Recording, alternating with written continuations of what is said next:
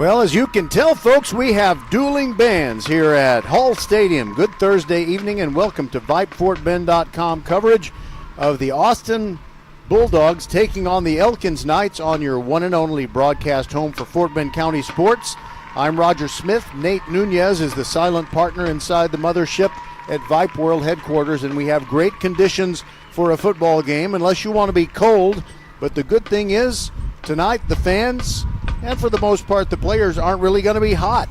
It is low humidity, a nice breeze is blowing, and we'll give you the kickoff temperature when the time gets here. Oh, what the heck, let's give you the temperature right now. It's 82 degrees, which in Greater Houston feels pretty good.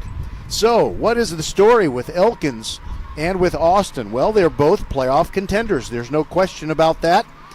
The top two contenders in District 26A, or 21-6A, I should say, are clearly Hightower and Ridgepoint. But beyond that, it's really kind of open season. Everybody has a chance. The Travis Tigers are not the usual Travis Tigers that are someone that a team that you could pencil in for a playoff qualification every year. They're probably not going to make it, although there are still many games to be played. But Austin and Elkins have both looked like playoff contenders in their pre-district schedule. All right, it is time for the Countdown to Kickoff show, and we'll be back with Coach Tyler Smith. And Tyler Smith is serving as the acting head coach for Austin because their head coach, Trey Herman, was suspended for 5 games. It seemed a little bit of a draconian punishment. He had a player on his freshman team last year who was not really impactful in the program. He happened to be a homeschool kid, and he just wandered in and practiced with the team and participated in some freshman team activities. And as a result, Coach Herman has had to miss the first 5 games of the season. This is going to be that 5th game. He'll be back on the sideline for the Bulldogs next week. Until then, it is Tyler Smith who will be our guest on the Countdown to Kickoff show. And Coach Herman, we really look forward to you getting a chance to get back on the sideline. So we'll be right back with the Countdown to Kickoff show right after this. Leanetti Graphics, the gold standard in Fort Bend County for screen printing, embroidery, banners, signs, t-shirts, and all kinds of specialty items. Whatever you need to advertise or show school spirit, team spirit, or company spirit, nobody does it better than Leanetti Graphics. We started creating our products in an apartment 23 years ago, and now our state-of-the-art facility in Stafford has everything to make your vision come true. Call your friends at Leanetti Graphics, 281-499-4959.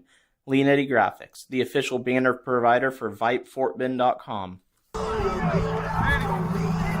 All right, everybody, it is Thursday night. We're at Hall Stadium. Welcome to the Countdown to Kickoff show. It's the second week of district play for teams in District 21-6A, and the Austin Bulldogs got a win over Dulles last week, 31-7, so they're 1-0, and now they're taking on Elkins, and I'm with Tyler Smith, who is the acting head coach for the Dogs tonight. And Coach, I kind of see these two teams as fairly similar. Do you see similarities? Both teams are real competitive. We've seen them be competitive, especially last week against Ridgepoint. But we had a good week of practice to prepare for them. Both sides of the ball, offensively and defensively, got after each other this week. So we're well prepared for tonight. And I think it's very impressive when you look at your defense. You have 3 of the top 5 tacklers in the district, and that's not just for last week. I mean, that's for all of the games so far. So what is the key to the effectiveness of the Dogs' defense? It starts on Monday with preparation with these guys. Good group of defensive guys that came back from last year, starting with Will Herman in the back in the secondary, and then you add Coleman Hammond and Jacoby Patterson at the linebacker spots. Those 3 are people are having trouble handling them on offense, so it's good that they're on our team and we don't have to prepare for them ourselves. And those are the 3 out of 5, so that's pretty cool. And also the other Herman brother, Cohen, is leading a passing attack where it seems like you have 3 guys, maybe 4. I think it's 4 that have double-figure catches at this point. Yeah, with the addition from Mo coming on to the team this year, and then you add Smiley, into that group, and Titus as the tight end threat. And then last week we got our other receiver back in Mason Kress. So we have a four-headed weapon out there for Cohen to throw to.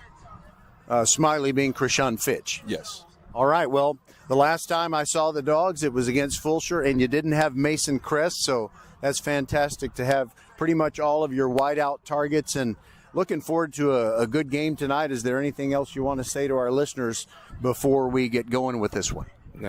Get out the hall, get loud, root on the Dogs, get us a 2-0 district win. All right, so if folks are hearing that live as opposed to the podcast, they need to break some major laws and hurry up and get in the stadium and make some noise for you. Hey, louder the better for us. We like when the crowd gets here and gets loud behind us. It helps both sides of the ball, offensively and defensively.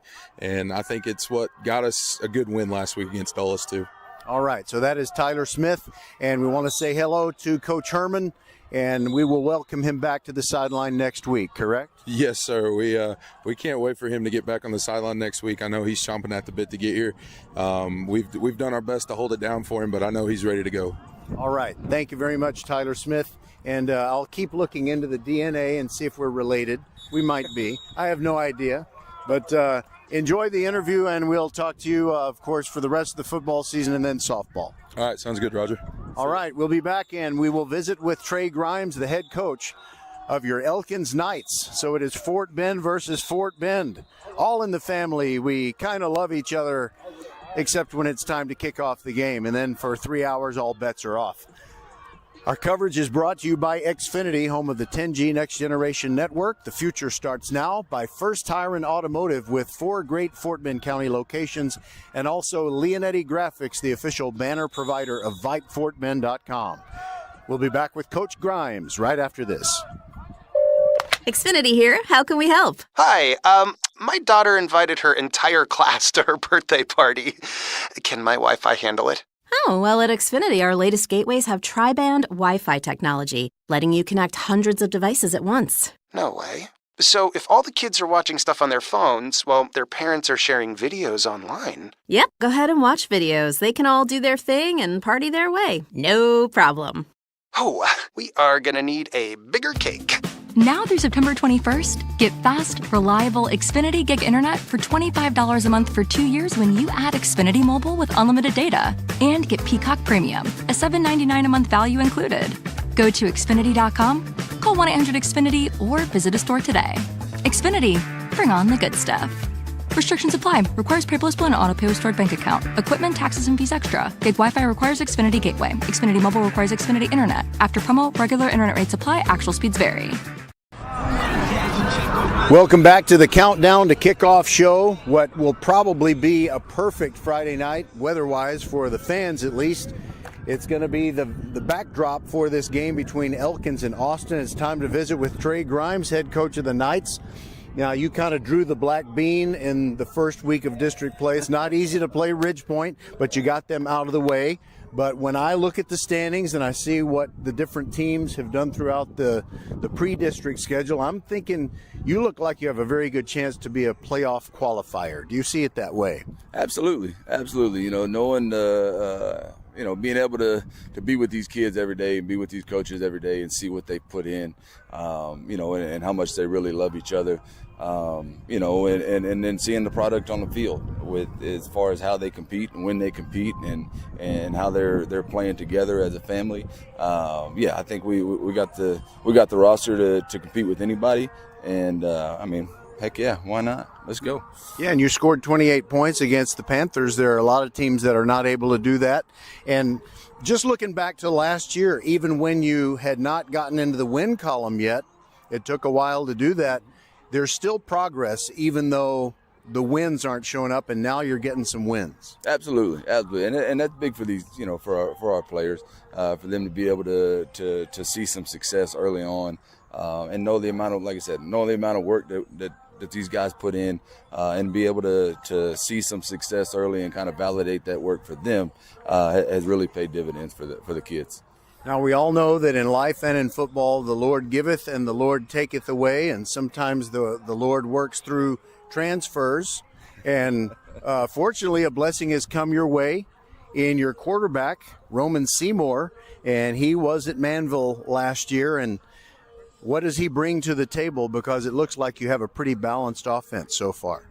Absolutely. I think the biggest thing that Roman brings to us is his leadership and his command of the offense. When we go out to practice, and he knows this, and our coaches know it, that our offense goes how Roman goes, and not necessarily in performance, but more so in his leadership and his attitude and his effort every day at practice. So he's been a huge blessing to us in getting these guys to play together and believe in each other and learn how to win. Elkins has a great tradition going back to the Matthews boys, how they have always had a great offensive line. It looks like this year you have a couple of running backs, each of which has been, equally effective. Do they have similar styles, or are they kind of like thing one and thing two? I think they are similar. Obviously Tyson is a young back, and he's very explosive. Got good vision. Jay Palmer is very smooth with what he does. There's not a whole lot of herky-jerky, stuff going on. I mean, he sees it well and does a lot of good things for us. So I think, the ability for Jay also to be able to play in the slot at receiver, adds to his value and versatility. So, I think it's a 1-2 punch that's going to be fun to watch for the rest of the year. And Tyson Kraft, I presume, no relation to Cheetah Kraft, who does some of the weather casts on Channel 11. No, I don't have a clue. I don't know. I just know, Tyson and Marcus and his family. Well, I mentioned the Lord giveth and the Lord taketh away. I noticed that your defense is allowing a large number of yards per game, but I also noticed that you're +4 in the turnover ratio. Yes. And when you taketh away from the other team, that can kind of, make up for allowing them to move down the field. Absolutely. Our defense is really flying around. We're still learning. They're still gelling together, and we had some injuries early on that kind of made us move some people around. So still trying to find that 11, that plays together the best and allow them to gel together and really play good defense. Well, this is one of those games where I'm really kind of proud of the way your program and the way Austin has really kind of moved up to another level where they are going to be playoff contenders. And, it's kind of a shame that somebody has to lose tonight, but I know you probably need the win a little bit more than they, because they got a win last week. Oh, absolutely. Yeah, Austin done a good job. Coach Herman over there has done a good job of building the program. And it should be a good fun battle tonight on a Thursday night, and looking forward to the competition. All right, I'm looking forward to the broadcast.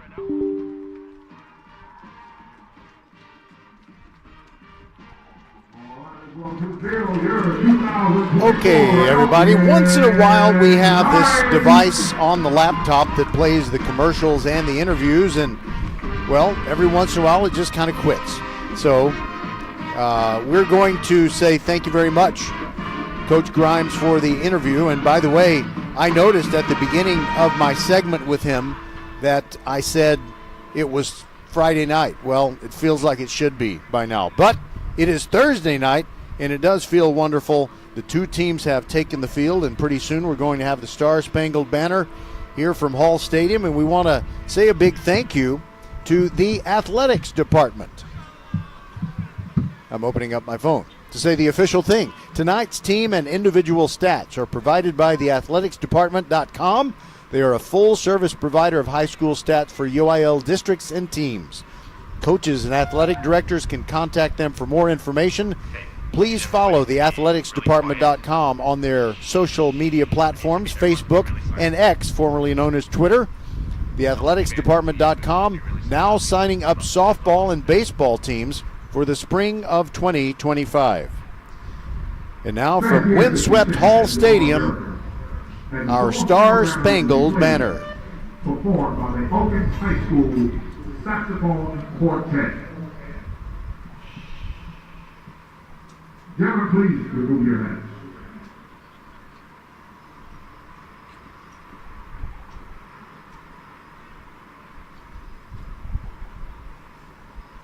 It is the Elkins Saxophone Quartet to perform the Star-Spangled Banner.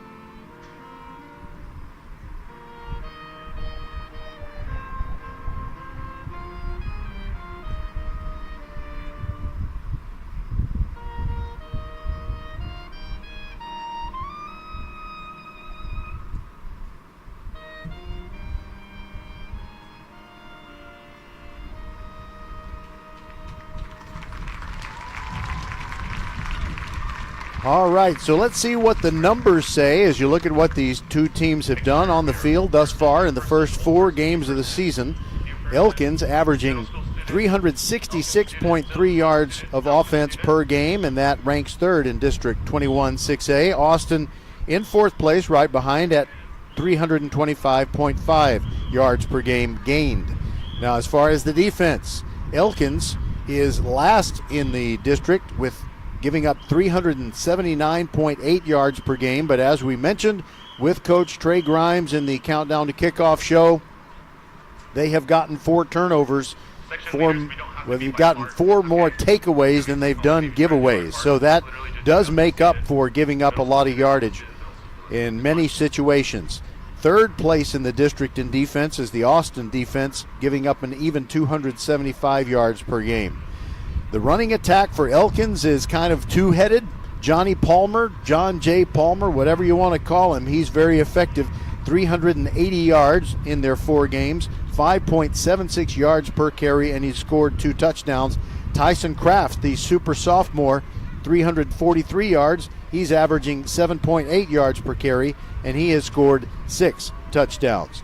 The rushing attack for the Austin Bulldogs is mainly on the shoulders of one player, David Bishop, with his 236 yards. He's averaging 4.37 yards a pop and 3 touchdowns. And Cohen Herman, his quarterback, has rushed for 3 TDs. In receiving, you have a lot of Elkins Knights receivers who have been very productive. Saxon Gumabong, 16 catches, 23.4 yards per reception. He scored 3 touchdowns. David Red has scored 2 touchdowns and averages over 10 yards per catch. And Smiley, that is Krishan Fitch, 10 catches, 14.4 yards, 14.5 yards per catch, and just 1 touchdown, and they would really like to get him untracked and have him scoring multiple touchdowns. And Titus Anasti, also 10 receptions, 11.1 yards per reception. So that is the Elkins receiving core. Mo Poco, the super soph on the Austin side, is leading his team with 13 receptions, almost 15 yards per catch and 2 touchdowns. By the way, I put Fitch and Anasti on the wrong side, I believe. Austin is Fitch and Anasti. I was really in a hurry to put these notes together. Sorry about that. So yeah, Fitch and Anasti belong the Austin side. So there are 4 Bulldog receivers in the top 20 within District 21-6A. And Bishop, by the way, the running specialist, has added 1 touchdown. Austin is going to catch. They're going to kick. The Austin Bulldogs are going to kick. I'm looking at too many things at one time. Elkins, the home team, in the royal blue uniforms, both the jerseys and the uniform pants. And this year, they are wearing the royal blue helmets. Typically, they've had the Vegas gold. But Vegas gold is a little more subtle in this year's uniforms. They're going to receive the ball at the south end of Hall Stadium. And we'll see what their offense looks like. And we are ready to rock from Hall Stadium. On the kicking side for Austin, Justin Sosa is their man, and he's very effective at kicking the ball out of the end zone. He's also been very consistent points after touchdown. He's 9 for 9 on those kicks and 2 out of 3 on his field goals, including a long field goal of 38 yards this year. The Bulldogs, their colors, as you know, are like Texas Tech. They're red and black, but there's not much red showing. It's just the Austin logo on the side of the black helmet, the white road jerseys with the black numbers, and the black uniform pants. By the way, tomorrow night we'll have Marshall taking on Santa Fe in a very important game for both of those teams who are in Class 5A Division II. Marshall having lost last week to the Randall Lions. So Justin Sosa has it teed up, and deep to receive for Elkins, Michael Holmes. He's a junior. And also it looks like it's Talik McLaughlin, but if I misidentified the kick returner, I apologize. The kickoff is actually kind of short. It comes down to the 20-yard line and back to the middle of the field. This is going to be a pretty good return. Kamari Lewis is in the open. Gets across the 45, stiff arms a man. Finally stoned at the 47-yard line. Nice return. Jaden Stevens tackle him, and it'll be 1st and 10 for the Elkins Knights from their own 47-yard line.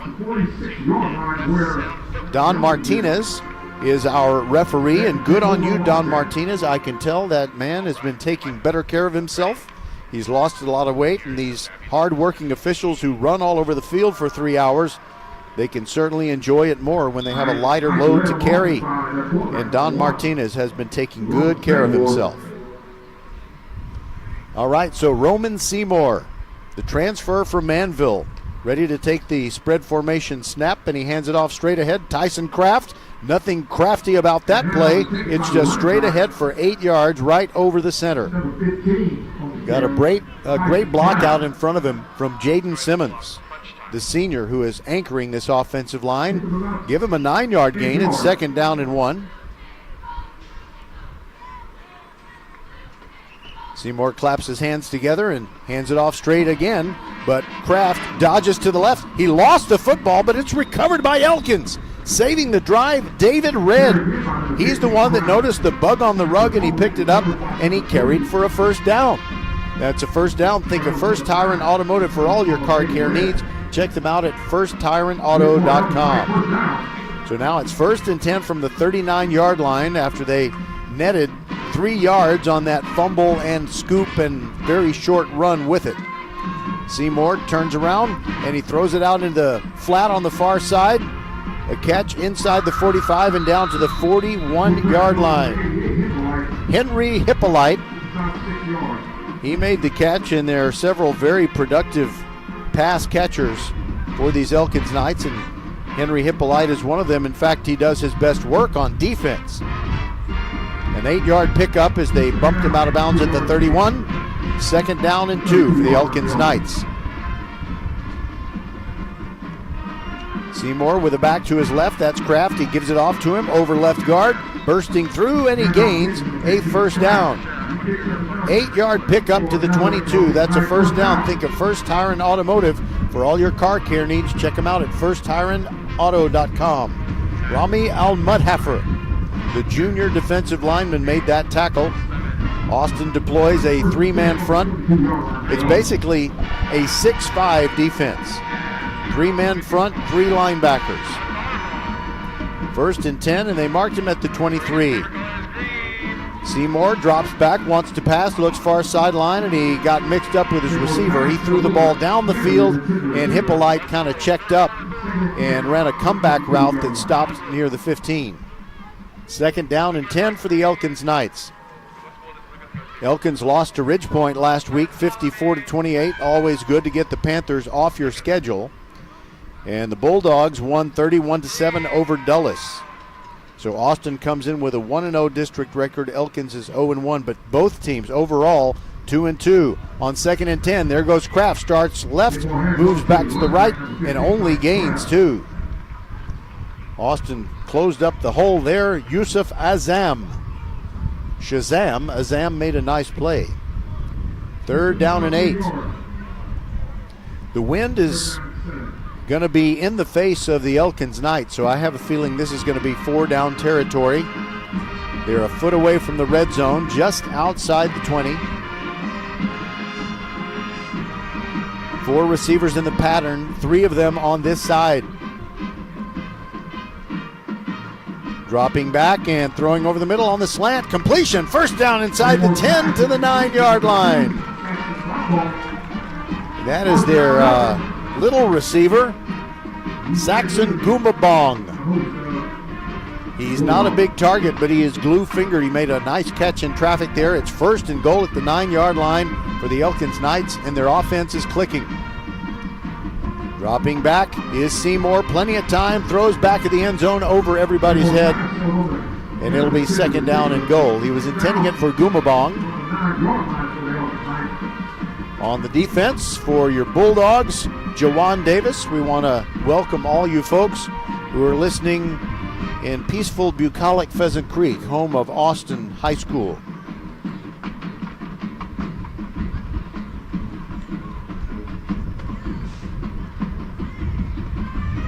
That is the Austin band doing its thing on the far side, and here we go with second down and goal at the 1. Elkins moving right to left, the ball on the near hash. Seymour fakes a handoff, throws it out there to Red, breaks 1 tackle, breaks 2, inside the 5 and fighting to the 2. Coleman Hammond prevented a touchdown, and Elkins rushing up to the line on 3rd and goal at the 2. Austin trying to get ready, shuttling guys in and out. Now a handoff to Kraft off the left side. Kraft into the end zone. Touchdown, Elkins Knights.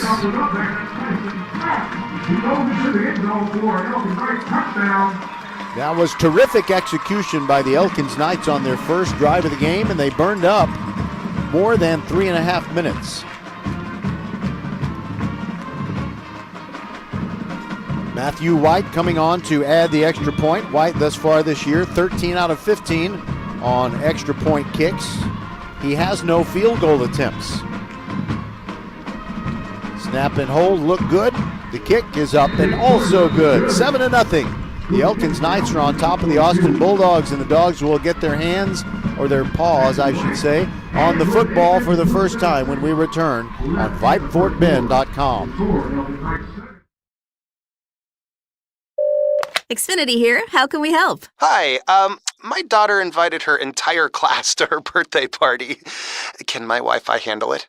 Oh, well, at Xfinity, our latest gateways have tri-band Wi-Fi technology, letting you connect hundreds of devices at once. No way.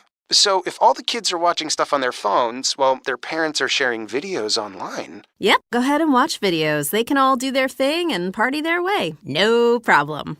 Oh, we are gonna need a bigger cake. Now through September 21st, get fast, reliable Xfinity Gig Internet for $25 a month for 2 years when you add Xfinity Mobile with unlimited data. And get Peacock Premium, a $7.99 a month value included. Go to Xfinity.com, call 1-800-XFINITY, or visit a store today. Xfinity, bring on the good stuff. Restrictions apply. Requires paperless bill and auto-pay with stored bank account. Equipment, taxes, and fees extra. Gig Wi-Fi requires Xfinity Gateway. Xfinity Mobile requires Xfinity Internet. After promo, regular internet rates apply. Actual speeds vary. Matthew White has it teed up for Elkins on the far hash mark. He gets his foot into the ball. It's kind of a pop-up kick, and the wind knocks it down. It comes down to the 24-yard line and right up the right hash mark. A nice return for the Austin Bulldogs. Mo Poco, the dandy sophomore receiver, takes it out to the 43, and flags come in late. I think whatever this penalty or these penalties are, it's going to be something that happened after the play was over. Don Martinez, the referee, talking with his crew, and he'll tell us what the flags are about.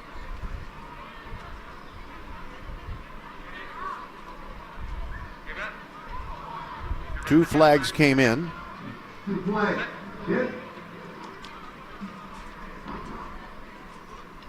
All right, his mic is cutting in and out, but it is unsportsmanlike conduct, and I think it's offsetting. No, actually, it's going to be against Elkins. It was going to be first down either way, but what a great starting position for the Dogs after the 15-yard penalty was tacked on, and I would tell you who was the guilty party, but the mic just wasn't functioning properly. Cohen Herman under center for the Austin Bulldogs, 61 out of 103 attempts this year, a 59% passer, 881 yards, 4 touchdowns, and only 1 interception. And it looks like he's ready to work out of an empty backfield on this first play. The Dogs trailing 7-0, but with the wind at their back. 3 receivers to the left. Herman looks that way. The left-hander throws, and a little stop route is good for a gain of 2, maybe 3, as he delivered it to Titus Anasti, the tight end, his 11th catch on the season. Give him 4 yards. Second down and 6 for the Dogs.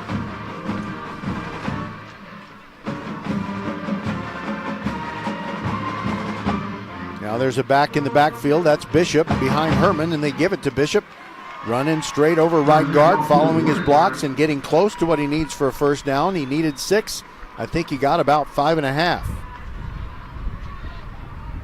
Correction, I said it was Bishop. It was Michael Holmes, I believe, on that first carry. Indeed it was. No, I'm looking at the wrong roster, dang it. It was David Bishop. 3rd and less than a yard for the Dogs. There's the give to Bishop. Starts up the middle, moves to his left, shimmies, fights, drives those legs, gets the first down, carries it to the 28-yard line, a pickup of 4. That is a first down. Think of First Tire and Automotive for all your car care needs. Check them out at firsttireandauto.com. Very brisk wind continuing to blow.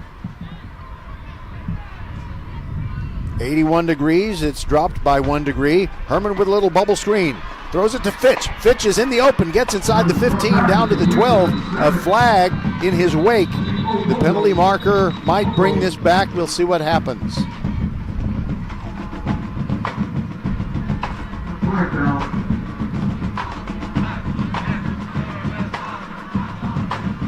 Correction, it was Mo Poco.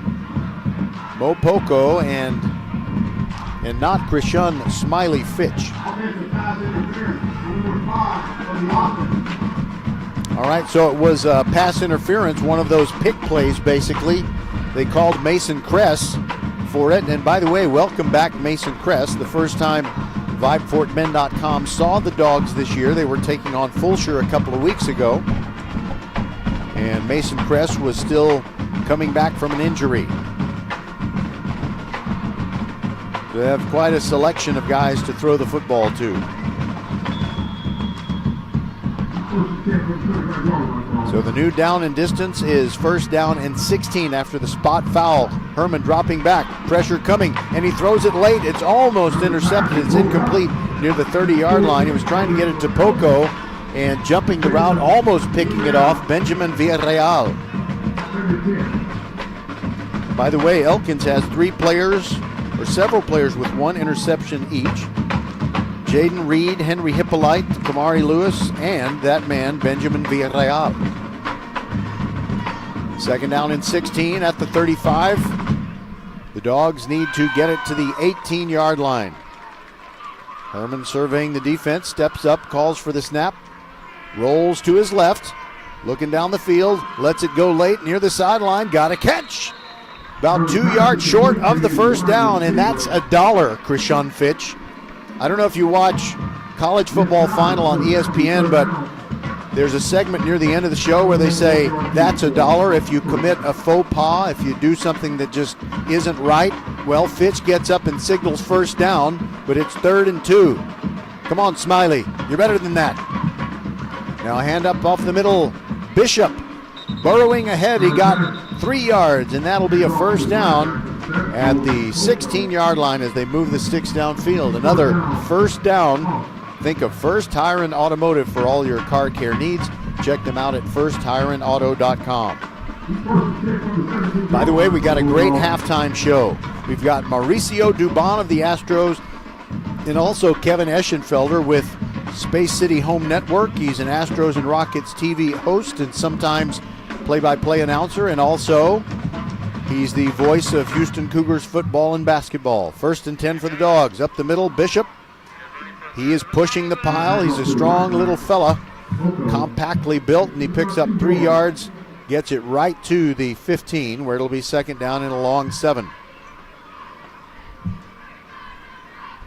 Elkins has lots of capable defenders. They're shuttling them in and out.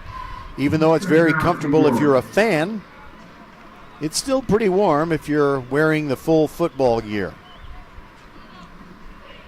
Herman fakes to Bishop, rolls to his left, looking toward the end zone, throws deep in the corner, and the pass is off the hands of his intended receiver.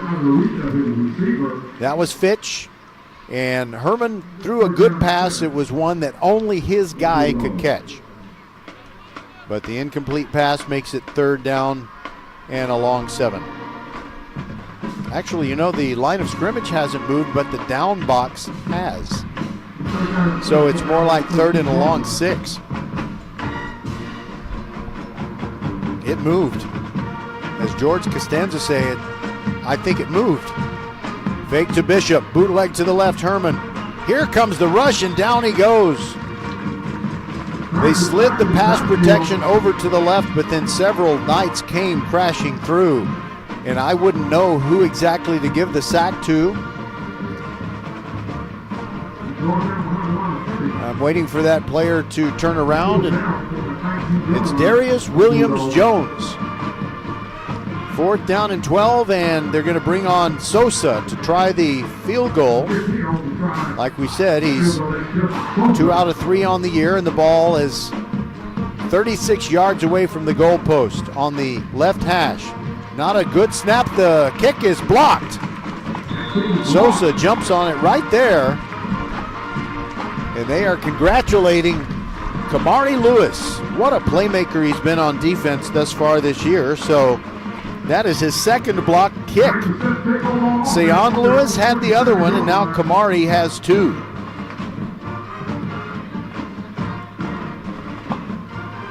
Might be Sion Lewis. If I'm mispronouncing the other Lewis's name, I apologize. All right, Roman Seymour, before he came out, I was about to give his passing stats, but then I was afraid to, because it says he has 666 yards on the year. Oh, God help me. Coming into the season, 6 touchdowns, 4 interceptions. He's thrown 42 out of 77, not including that first drive, a 55% passer. He hands it off on the first play of this drive, and there goes Tyson Kraft, the super soft, picking up, I thought it was 10 yards, but I think he only got 8 out of it to the 35-yard line. Elkins definitely appears to be running the football in order to set up the passing game, but the wind will probably have to calm down before they start throwing it on down after down. There's a give to Kraft straight ahead. He got 2 yards, and that's all he needed for the first down. Will Herman, the other son of head coach Trey Herman, on that stop, and that moves the Sticks out to the 42-yard line, 1st and 10 for the Elkins Knights. 7-0. Elkins with a beautiful opening touchdown drive. Austin drove down the field and missed a field goal. It was blocked. Now a quick throw. Seymour throws to the near side, and he finds his man David Redd. He's got a first down at midfield, a pickup of 13.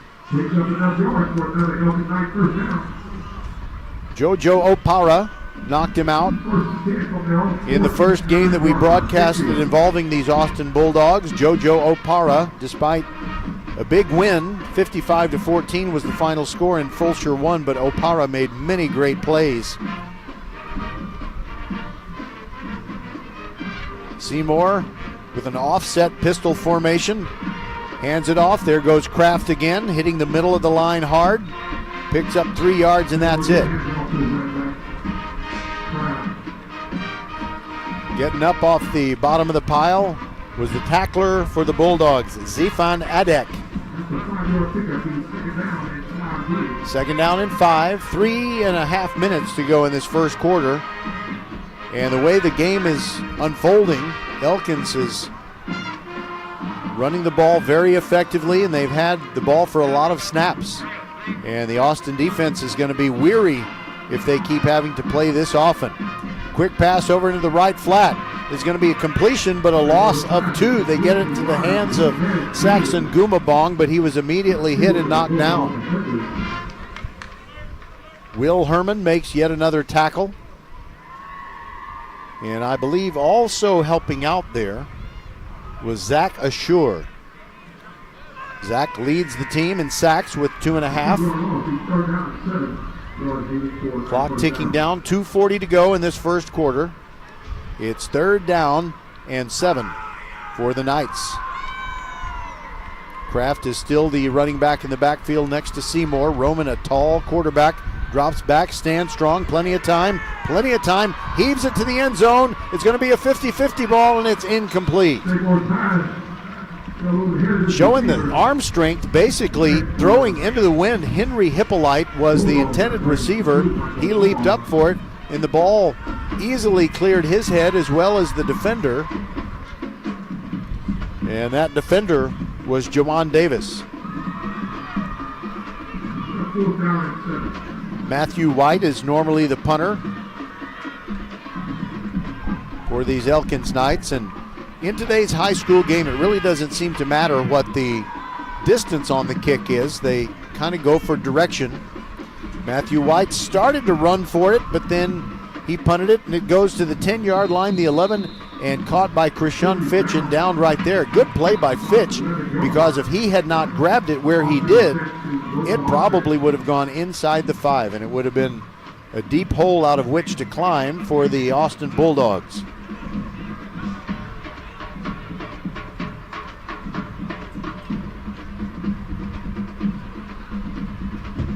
Coach Trey Grimes in his second year with the Knights, taking over for Dennis Brantley. I always know how old Coach Brantley is because we both graduated from high school the same year. He's 62. Cohen Herman on 1st and 10. Fakes a pass, runs it over the left side, gets a first down, scrambles for 14 yards. Benjamin Villarreal making the stop out of the secondary. That carries it to the 26-yard line.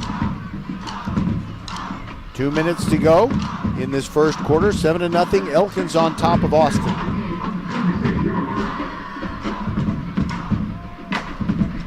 The Austin Band and the Austin Angels making their noise over on the far side. 4 receivers on the near side, all bunched up. Herman looks that way, throws it quickly. Bishop makes a move, gets across the line of scrimmage and just gains 1 yard. Beautiful reaction by the Elkins defense. Jaden Reed came over and he had contain on the outside and he made a big hit on Krishan Fitch.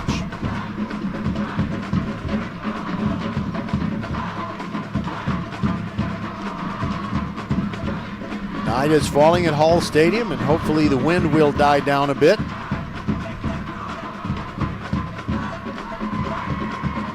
Pistol formation.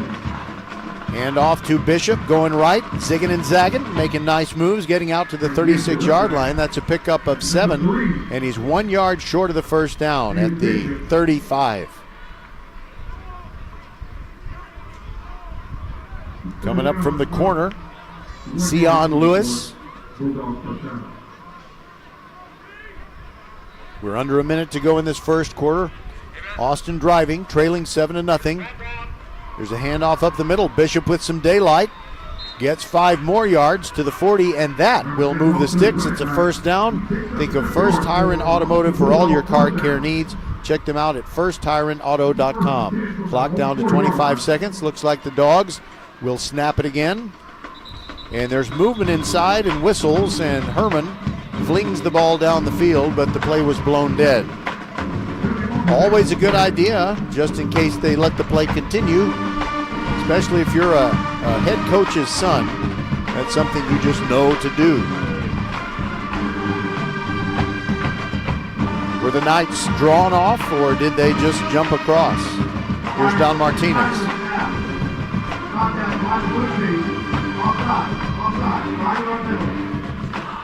If you heard Mr. Martinez over the Elkins band, it was offsides on the Knights. So it's first down, repeating first down and 5 yards to go from the 45-yard line of Austin. This may be the final play of the first quarter, 20.2 seconds to go, and now with the ball ready for play, they start the clock running again. Cohen Herman, high snap, mishandles it, ends up in Bishop's hands, and he's dropped for a loss.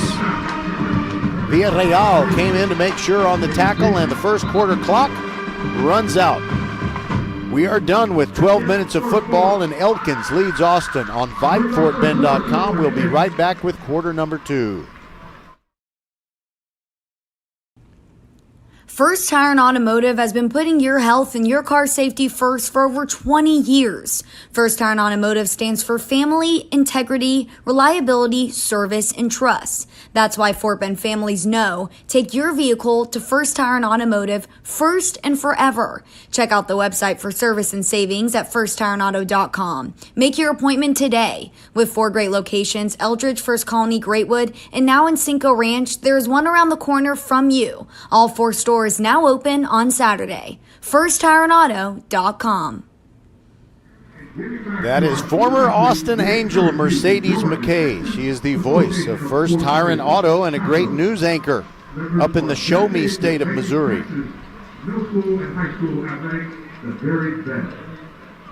By the way, There's so many schools in Fort Bend ISD and in Lamar Consolidated ISD that they start having homecoming games pretty early on. But tonight is not homecoming night for the Elkins Knights. So now the Austin Bulldogs will be going from south to north, that is going into the wind, and they have the ball at their own 38-yard line with a second down and 12 yards to go.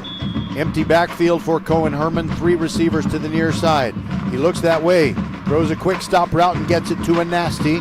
That's a gain of just 3 yards. It'll set up a 3rd down and 9. He was wrapped up quickly and thrown down. Ladavian Red.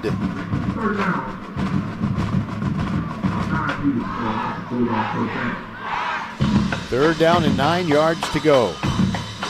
Tomorrow night from Mercer Stadium, it's Marshall taking on Santa Fe, and then here at Hall on Saturday night, we've got the game between Clements and Dulles. Herman rolling to his left, steps up into the pressure. He's hit. He gets inside, well, he gets outside the 40 to the 42, but that's it. And it's 4th down, so on comes the punting unit and Justin Sosa for the Dogs.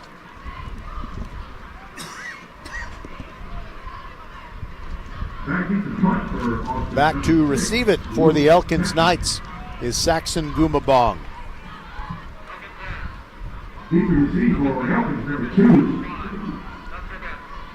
I imagine that Sosa's going to want to keep this punt low. Kind of a rugby kick. He does keep it low and angles it to the far sideline where it goes out at the 27. And 35-yard punt, pretty effective under the circumstances for Justin Sosa. And it's 1st and 10 for the Elkins Knights, trying to build on their 7-0 lead.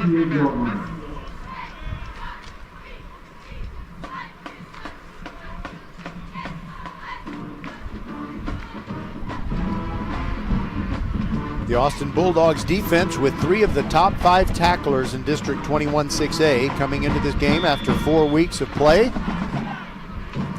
One of those weeks being a district game. They defeated Dulles last week 31-7. Now Seymour turns around and he hands it off straight up the middle. And that's the other good running back, John J. Palmer, Johnny Palmer, I don't know, whatever you call him. He ran up the middle for 7 yards to make it 2nd down and 3. So they're more than happy to run Tyson Kraft for a while, and then they can replace him with Johnny Palmer. 2nd down and 3, delay, up the middle, Palmer again, 1st down and more. Good push by the Elkins offensive line. And it's a good time for me to assert my opinion. By the way, it's a 1st down at the 40 after the 6-yard pickup. The first family of football in the United States of America is not the Mannings, it's the Matthewses. Clay and Bruce and all their sons. What a great bunch of offensive line playing guys. They've just been incredible. All right, on the 1st down play, it's a gain of 2 over right tackle as they continue to feed Johnny Palmer. John J. I'll just call him Palmer. He is standing to the right of Seymour, who takes the handoff, and it's a straight up the middle handoff.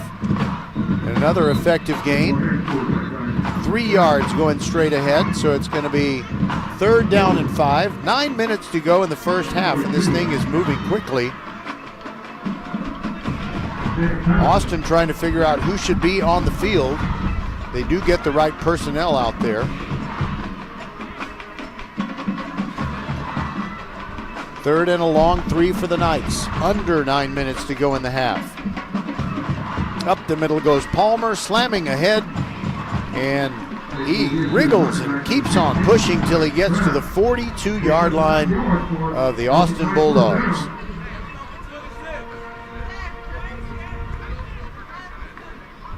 They move the sticks. It's a 1st and 10 at the 43. 1st and 10 from the whole 46-yard line there. And we have a delay for some reason. I don't know why they stopped the clock, but now Mr. Martinez winds his arm and says, continue running that clock. All right, there's a quick throw out over to the left side in the hands of Gumabong. Makes a move toward the sideline. He's streaking down the sideline, and he scores! Saxon Gumabong, the little fella moving down the sideline. It's a 43-yard touchdown catch, and the Knights have opened up a 2-score lead. It just looked like one of those innocent little hitch screens, but all he needed was one cut, and then he went. Matthew White on to try the extra point out of the hold of Michael Holmes.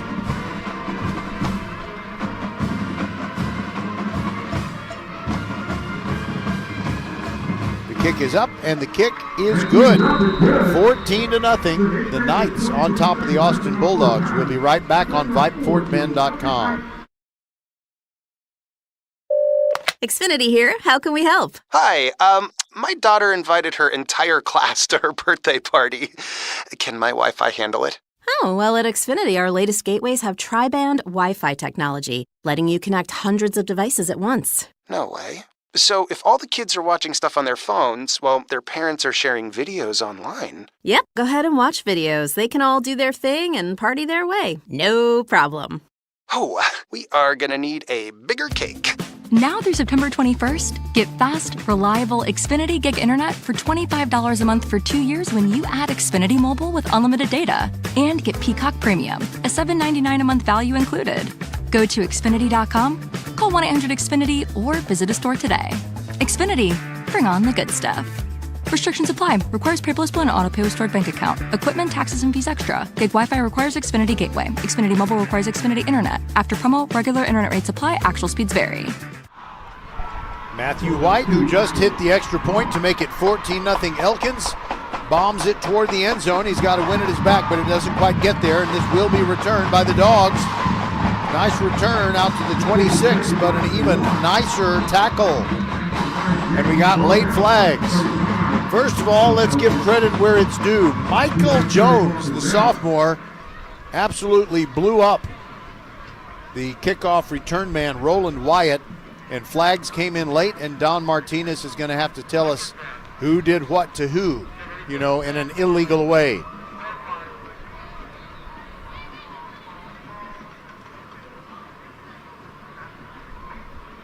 Mr. Martinez talking to two members of his crew.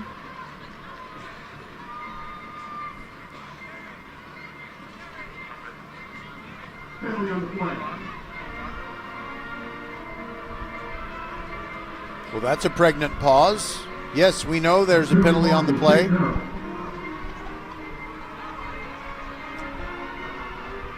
Okay, there is no penalty on the play. I think his mic cut out right as he said the word no, and then it cut back on when he said penalty on the play. So no penalty, which is nice. Fewer penalties. That would be nice from everybody's point of view. All right, 5 receivers set for the Austin Bulldogs. Cohen Herman and company trailing 14-0. They need to sustain a drive right here. Little stop route, a nasty, his third catch of the game. He twists away from the first tackler and takes it to the 33-yard line. 2nd down and 3 coming up.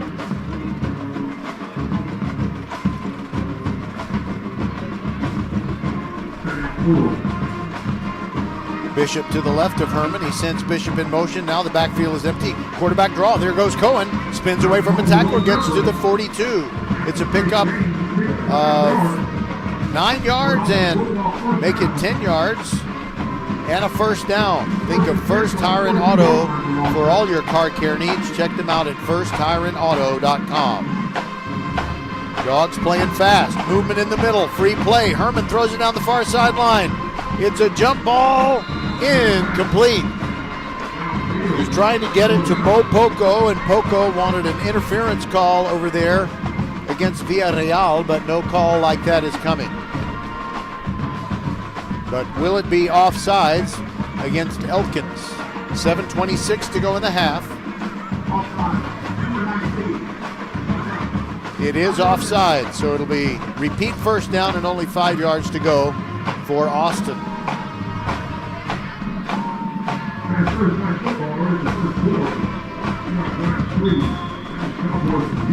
Got a heavy band presence from Fort Settlement Middle School. Actually, it's repeat second down. It's now second down and 4. And a short gain. Bishop got 1 yard going off left guard. Nice sportsmanship. Jaden Okorafor made the tackle on him, and the two exchanged pleasantries. And I say that sincerely, not sarcastically. Mutual respect. All right, I think they were mixed up on the down box because right now it says second down and 2. They shouldn't have flipped it the first time. Herman scrambling around, moving to the left side. He's going to head for the sideline, and he gets out of bounds beyond what was needed to gain. It'll be a first down for these Bulldogs as he picks up 4 yards on the play, and that moves it forward to the 44-yard line in Elkins territory. Patrick Kinnick will join me tomorrow night for the game between Marshall and Santa Fe. Then he'll have play-by-play of the Saturday night game between Clements and Dulles. Herman hands it off to Bishop, following his blockers. He gets his towel yanked out of his waistband, but he picks up 3 yards, a scant 3 yards. Second down and 7 coming up. Plugging the hole again, Jaden Okorafor of the Knights.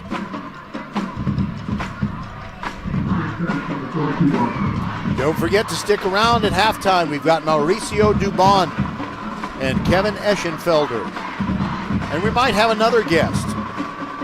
Depends on if time allows. Quarterback draw, Herman. Hit in the backfield, got away from that, and carried it forward for a gain of 3. So it's going to set up a 3rd and 4.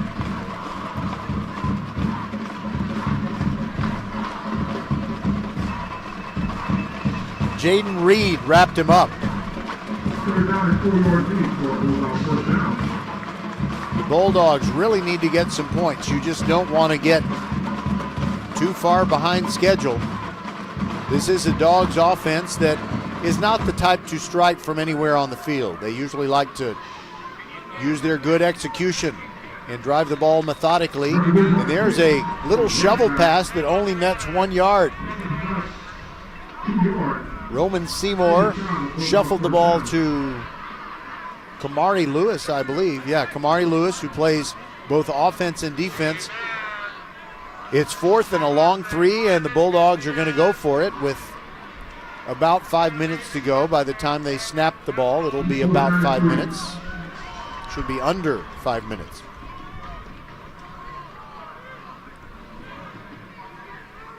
Herman says Bishop in motion, and a quick slant, broken up, incomplete.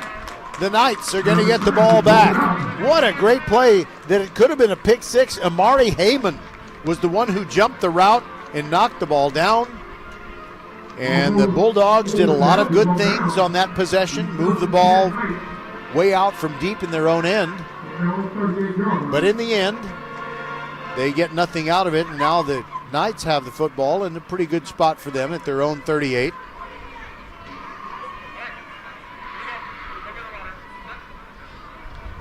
And Roman Seymour, the Manville transfer, goes out there.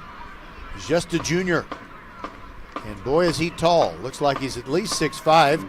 Hands it off straight up the middle. Another give to John J. Palmer. He gets 5 straight up the middle. Zach Ashur on the tackle for the Austin Bulldogs. Smoke on the water. Cool.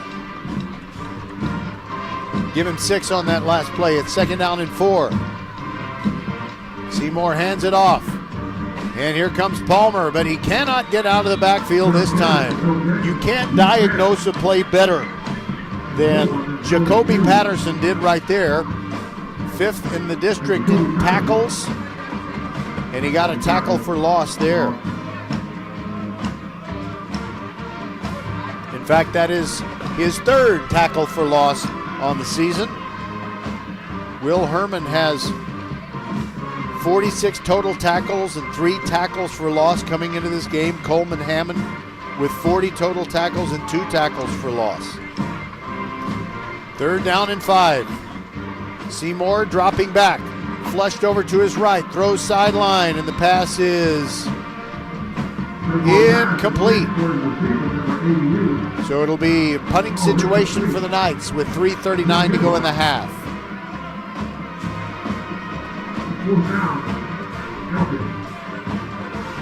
Michael Aboud goes back to receive the punt, along with Krishan Fitch. These days, with so many angled punts, a lot of teams will put 2 guys back there because they want to get a chance to catch it on the fly or scoop it up and do something with it.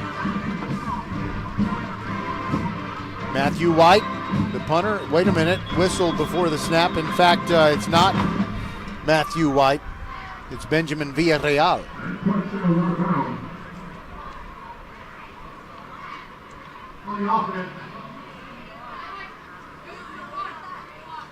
Well, you didn't hear Mr. Martinez. His mic cut out again, but it's a false start against the Knights. And they'll need to put 3 seconds back on the clock. They should. It now says 3 minutes, 36 seconds, but it should say 3 minutes, 39 seconds.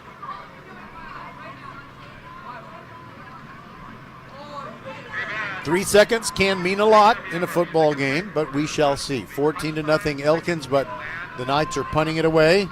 Villarreal, high snap. He does get it away. Near sideline, Fitch calls for a fair catch at the 22, bobbled it, had to fall on it.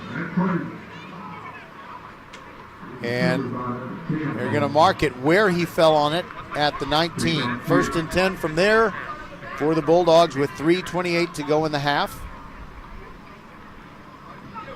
And because the Bulldogs defense has been out there so long, so many snaps, especially with the interior running of Elkins, it would be helpful to the Bulldogs' cause to not only go down and score, but keep the ball for just about all of the remaining time in the second quarter. Empty backfield for Cohen Herman, 3 receivers to his right, but he looks to the left, near sideline, tipped at the line, and it's picked up by Elkins. Krishan Fitch trying to make a tackle, but it's a pick 6. Michael Jones all the way into the end zone. It was tipped at the line, and Jones jumped in front of it, grabbed it, took it all the way to the end zone. A return of about 15 yards. And things are going from bad to worse for the Austin Bulldogs. It is 20-0.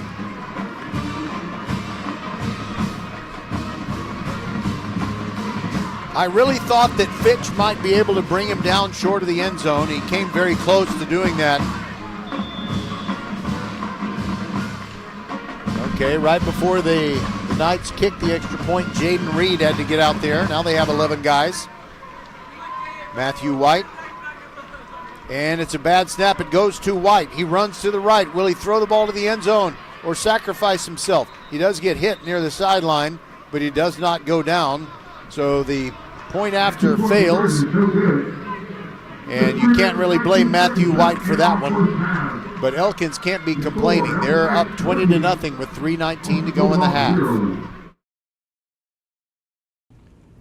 First Tire and Automotive has been putting your health and your car safety first for over 20 years. First Tire and Automotive stands for family, integrity, reliability, service, and trust. That's why Fort Bend families know take your vehicle to First Tire and Automotive first and forever. Check out the website for service and savings at firsttireandauto.com. Make your appointment today. With 4 great locations, Eldridge, First Colony, Greatwood, and now in Cinco Ranch, there is one around the corner from you. All 4 stores now open on Saturday. FirstTireandAuto.com.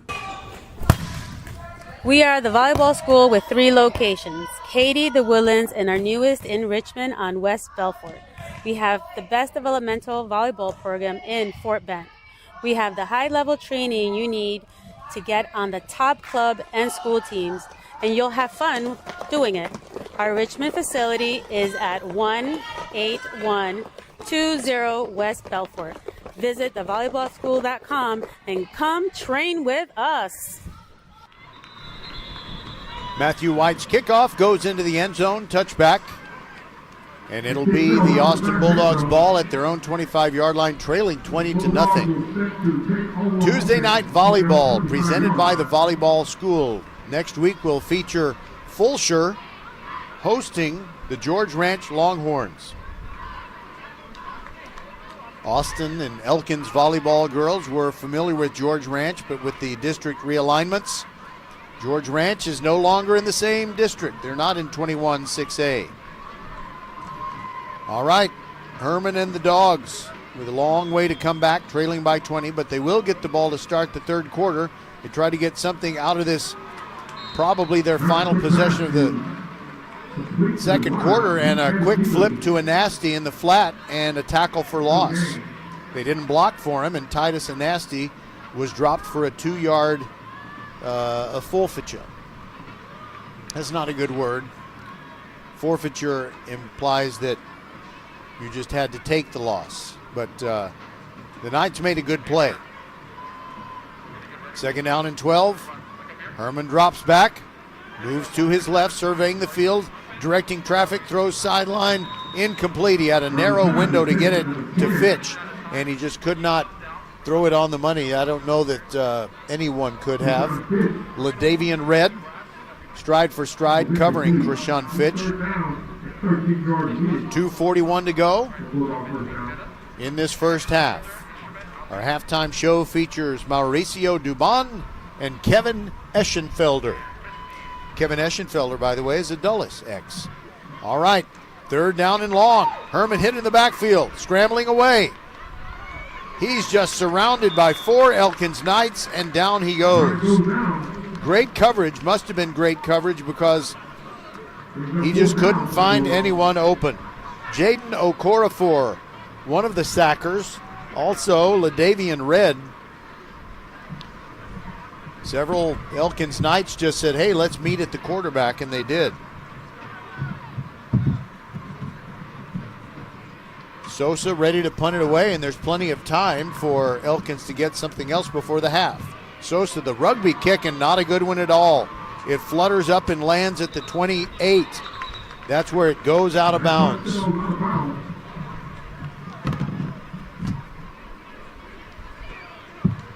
Things have just not been going the Bulldogs' way. By the way, you can see highlights of this game on Saturday night at about 11 o'clock. I say about 11 just in case there's a college football game that runs long on KHOU Channel 11. There very well could be one of those kinds of games, as Alabama is taking on Georgia. But it is Chevy Inside High School Sports, hosted by Jason Bristol, and my friend Robert Lake is here shooting video that will appear on that program. And a run over right tackle, a short pickup by Palmer.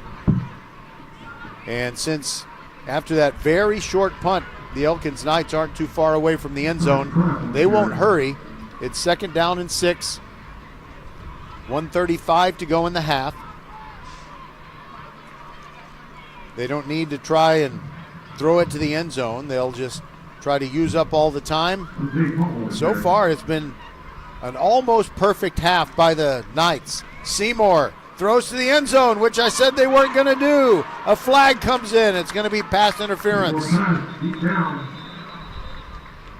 The Austin Bulldogs' Will Herman, I'm pretty sure it was Will Herman. He really didn't have any choice. He just ran through the receiver because, no, it wasn't Will Herman. Check that. Sorry. Andres Martinez. It was probably going to be a touchdown pass if he had not run through the receiver. So it's half the distance to the goal. It'll be first down and goal to go at the 8.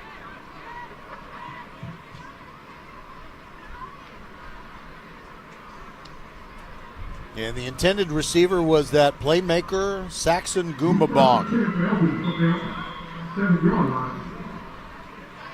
Ethan Ramos split out wide to the left. No, actually, David Red moves out wider than Ramos. On 1st and goal from the 8. Seymour dropping back, looking for a slant route, tipped up, intercepted by the Dogs. The Dogs get a break. They bring it out. It is Martinez, gets across the 10 and to the 11-yard line. Andres Martinez, who had the pass interference call against him just moments ago, avoids giving up another touchdown. As the Dogs stand up, they get the tip ball, so each team has had an interception like that, tipped up in the air, although the one that the Knights had was a pick six. So now 1 minute, 6 seconds to go. The thing is, Austin's on its own 10-yard line. Cohen Herman drops back, moves to his left, looks sideline. He's going to run out of bounds after a pickup of 2. And the last one to touch him before he escaped to the safety of the sideline, Omosefi Ayameri. Give him 3 on that one, 2nd down and 7. 1:01 to go in the first half. It's been all Elkins, 20-0. Blitz look by the Knights. They come off the edge. Herman gets rid of it. Looks for a nasty in the flat over on the far side, and the pass is a little short of the intended target, and it's probably just as well. Actually, it was Bishop, not a nasty. He was outside the numbers. He was falling down. It would have just burned up some time, and it would only have gained a couple of yards. So the Dogs are probably better off with the clock stopped at 58 seconds to go. But they keep it on the ground with Bishop, and he's going to fight for a first down. I think he's right there at the line to gain. We'll see if they wave the sticks down the field, and they say move him down the field, and the clock stops temporarily with 47 4/10 seconds to go in the half. Now they do what they do, which I just don't know that it's precisely following the rule. They start the clock before the chains are actually set. Herman dropping back, escapes the pressure, looks to the sideline, and he's hit beyond the sideline, but no flag.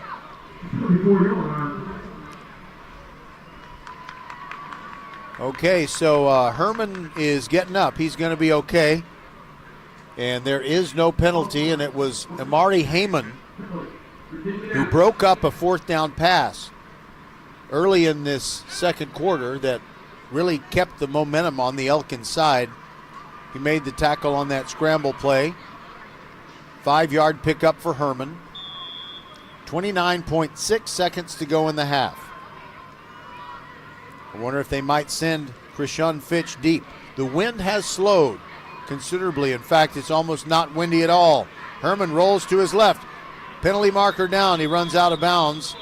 And let's see. He'll be 2 or 3 yards short of the first down, but we'll have to see what the flag is for. He's been running for his life on a lot of these plays. It was holding on the offense. They flag Elijah Tolbert.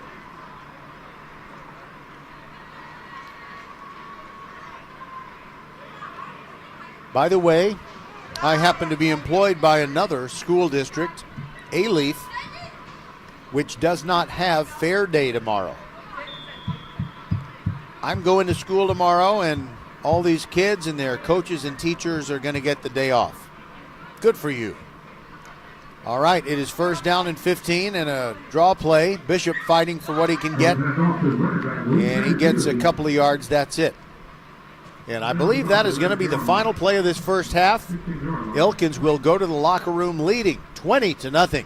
You're listening to VypeFortBend.com. That was a quick half. It took less than an hour. And we'll be back with the halftime show. Mauricio Dubon, Kevin Eschenfelder, and more, plus scores of other games on VypeFortBend.com.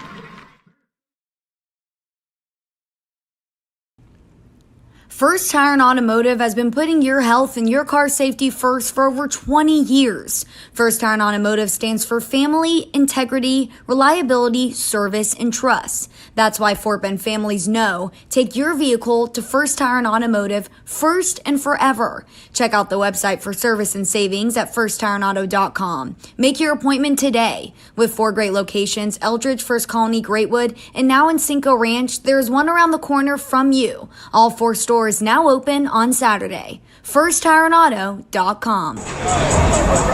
What a great guest we have for this game. It's Mauricio Dubon of the Houston Astros, and he does it all for this team. He can play infield, outfield. He gets clutch hits. And first of all, thanks for being with us on our program. Yeah, thank you. Thank you for having me. Well, Mauricio, whenever I'm watching baseball and I see anybody make their major league debut, even if I don't know anything about them, I kind of tear up because of so much work that was taken and so many sacrifices that had to be made. Your story is even more amazing than just about anybody else's. With your going to Honduras, you met a missionary family that basically became your family. Can you tell everybody about it? Yeah, people don't realize. Playing the big leagues is school. It's hard. It's hard even for for everybody. I think I had to work a little extra harder just because. You don't hear anybody from Honduras coming in, and it was pretty cool. It was pretty cool. I knew it was gonna be worth it. I knew what I was capable of doing, and I'm not surprised of what's going on right now. God helped me. I was with God the whole time, and He helped me through this. I was definitely going to say it's a God thing. There's nothing else that could explain it. I was looking to talk to you last year, and your family was in visiting, and so I knew you really wanted to spend as much time with them as you could. But one thing I've noticed, you're such a big part of what the Astros are doing in 2024, and your amazing rate of getting hits with 2 outs and getting hits with guys in scoring position. There's some kids that sometimes it gets in their head, there's self-doubt. What is your secret to maintaining that confidence and coming through in those situations? Even the great ones, they're gonna fail. I think it's just not putting pressure on it, and you always want to do good, but just going out there and try to put a good at bat, and then that's all you can control. You can't go out there and try to chase hits because foremost and all, you're not gonna get them. It's just going out there and for me, I try to put a ball in play and try to make something happen, and ended up finding holes. And maybe, I don't think this is true now, but it was true probably earlier in your career. You just kind of have a very harmless, innocent look about you, very youthful. And I was thinking, you could be at a high school campus, you could be an undercover cop if you weren't so famous for playing baseball. I should have lied about my age, huh? Nah, it's I don't know. I always have this baby face. Always. I think it's a good thing, but now I'm always try to be joyful with everybody. I think that's a big picture all there for me. Is there any position on the ball field that you like the best, or are you just going to say, I do whatever what Joe Espada wants me to do? No, I told Joe, as long as he let me hit, I'm good wherever he puts me. I know I'm confident enough to play anywhere he wants me to play, but as long as he lets me hit, I'm good. And now what's really amazing is you can do so many things, and now the Astros have another player back who's the same way, Aledmus Diaz. And is there any difference really between you and Aledmus? No, Aledmus, I think he was the one that helped me out make the big jump. I came here in 22 and I was a little deer in the headlights, that's very much what they say, and then just talking to him and being sitting down next to him. Jump start my career in distance and embrace the role of a utility guy. Well, it sure didn't look like you were a deer in the headlights, even back in 2022. And in 2024, we're hoping it has a happy ending. Mauricio Dubon, thank you so much for being part of our halftime program. Thank you.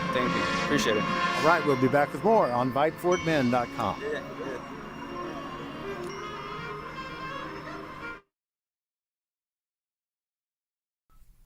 Leanetti Graphics, the gold standard in Fort Bend County for screen printing, embroidery, banners, signs, t-shirts, and all kinds of specialty items. Whatever you need to advertise or show school spirit, team spirit, or company spirit, nobody does it better than Leanetti Graphics. We started creating our products in an apartment 23 years ago, and now our state-of-the-art facility in Stafford has everything to make your vision come true. Call your friends at Leanetti Graphics, 281-499-4959. Leanetti Graphics, the official banner provider for VypeFortBend.com. Tonight's team and individual stats are provided by theathleticsdepartment.com. They're a full-service provider of high school stats for UIL districts and teams. Coaches and athletic directors can contact them for more information. Please follow them on their social media platforms, Facebook and X, formerly known as Twitter. Athleticsdepartment.com, now signing up softball and baseball teams for the spring of 2025. 20-0, Elkins leads Austin at halftime on our Thursday night game from Week 5 of the football season. And we'll be right back with Kevin Eschenfelder, former Dulles Viking and a great media star, member of the Houston Baseball Media Wall of Fame. We'll be right back on VypeFortBend.com. Xfinity here. How can we help? Hi, my daughter invited her entire class to her birthday party. Can my Wi-Fi handle it? Oh, well, at Xfinity, our latest gateways have tri-band Wi-Fi technology, letting you connect hundreds of devices at once. No way. So if all the kids are watching stuff on their phones, well, their parents are sharing videos online. Yep, go ahead and watch videos. They can all do their thing and party their way. No problem. Oh, we are gonna need a bigger cake. Now through September 21st, get fast, reliable Xfinity Gig Internet for $25 a month for 2 years when you add Xfinity Mobile with unlimited data. And get Peacock Premium, a $7.99 a month value included. Go to Xfinity.com, call 1-800-XFINITY, or visit a store today. Xfinity, bring on the good stuff. Restrictions apply. Requires paperless bill and auto-pay with stored bank account. Equipment, taxes, and fees extra. Gig Wi-Fi requires Xfinity Gateway. Xfinity Mobile requires Xfinity Internet. After promo, regular internet rates apply. Actual speeds vary.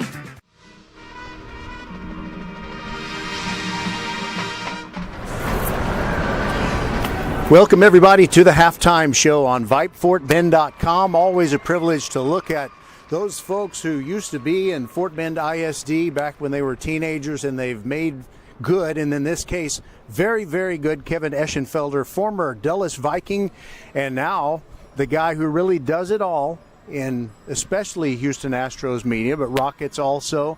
You're a studio host, you do play-by-play, whether it's TV, radio, and you announce for the Houston Cougars. And I need to stop talking now and let you talk about your career. No, I've been very blessed to be able to do what you love to do and what you've always wanted to do, and to be able to do it in the city where you grew up. It's really been it's been a lot of fun, and like I said, it's just been a blessing to be able to do this, to be able to kind of get into this business and then start to know the people that, as a kid, that you grew up following. That's a lot of fun, and then of course, with the success that the Astros have had, and the Texans are on the way, and the same thing I think for the Houston Rockets. I think it's a good time to be a Houston sports fan, and it's always a good time to do what I do. So all the things that you described, they have to be very fulfilling. I know when you do it all the time, hundreds and hundreds of assignments each year, there might be a time at which you get a little bit tired of it, but you still enjoy it, and you were honored by induction into the Houston Baseball Media Wall of Honor at Minute Maid Park. Yeah, that was it's unbelievable. It meant so much to me in so many different ways. That was back in 2020. Actually, that happened in 2021 because, of course, couldn't do anything in 2020. But what a great honor that was. To be voted on by your peers is the people that really means so much. My dad was able to be here for that. And that meant so much to me for that reason. But just all in all, just a great honor. But, going back to what you said just a minute ago, I've made it a point in my career, while everybody gets a little, you get your job, no matter what it is, can get a little mundane. I've always made it a point to realize and appreciate what I've been given the privilege of doing, and I've never taken it for granted. I've always tried to have a positive attitude, and an attitude of, there's a lot of people that do a lot of different things that are not as much fun or as enjoyable as I am lucky enough to do. So I've never taken that for granted, and I've always taken a moment, even before a game starts, to think about just how lucky I am. We're with Kevin Eschenfelder, former Dulles Viking, a Houston Cougar, and also part of Space City Home Network, does just about anything that they need him to. And you mentioned your dad. I'm going to get to a question about him, but you mentioned those jobs that, especially in the summertime in baseball season, you see people doing, and you say, I might have to do that to make a living, and I am blessed to do special things. I feel about those roofers and those guys that are putting down pavement, God bless them. I don't know how they do it, and we owe them a lot. Yeah, absolutely. And I mentioned no jobs because I don't take anything away from anybody, but because I'm lucky to do what I do because for no other reason I enjoy it. And I never take it for granted that I realize that there's a lot of people in this building, whether it's Minute Maid Park or Toyota Center or at a University of Houston game, there's a lot of people in this building that would trade places with me in a heartbeat and would love to be able to do what I'm doing. And so I always try to make sure I always appreciate that. Well, you're doing your work in the evenings most of the time. So I guess if I ask you, did you see a certain TV show in the past, the answer would probably be no. But there was a show on ABC called The Middle. Do you remember that show? Do not. I'm sorry. That's a lot of that has to do with the fact that I don't spend a lot. I spend a lot of time at work during prime time, and I don't know that one. Well, they had 3 kids, and the middle one was a daughter, and they kept overlooking her, and things didn't work out for her. Her picture didn't make it into the yearbook, all kinds of little things like that. And I was thinking, they decided to honor you with your induction in 2020, and what a time to do it. But you just waited about a year, and then you got the proper celebration that you deserve. Yeah, it was obviously 2020. No one was on the field and things like that. But yeah, it was something worth waiting on, and an honor that really just blew me away. I mean, honestly, to be and have your picture on that wall with guys that you grew up idolizing. I've told this story before. A lot of people they grew up idolizing, athletes. I grew up really following guys like Gene Elston, and then later on lucky enough to follow a guy like Bill Brown and be a friend and be friends with people like that. To have your picture up there with those guys and to be honored in that, it's something that you never think of or it's ever going to happen. You don't set out for that to be a goal, but certainly it's an unbelievable honor. Our halftime guest is Kevin Eschenfelder. We'll be back with him just a couple more minutes. Can you stick around for another segment? I've got no place to go. All right, we'll be back on VypeFortBend.com.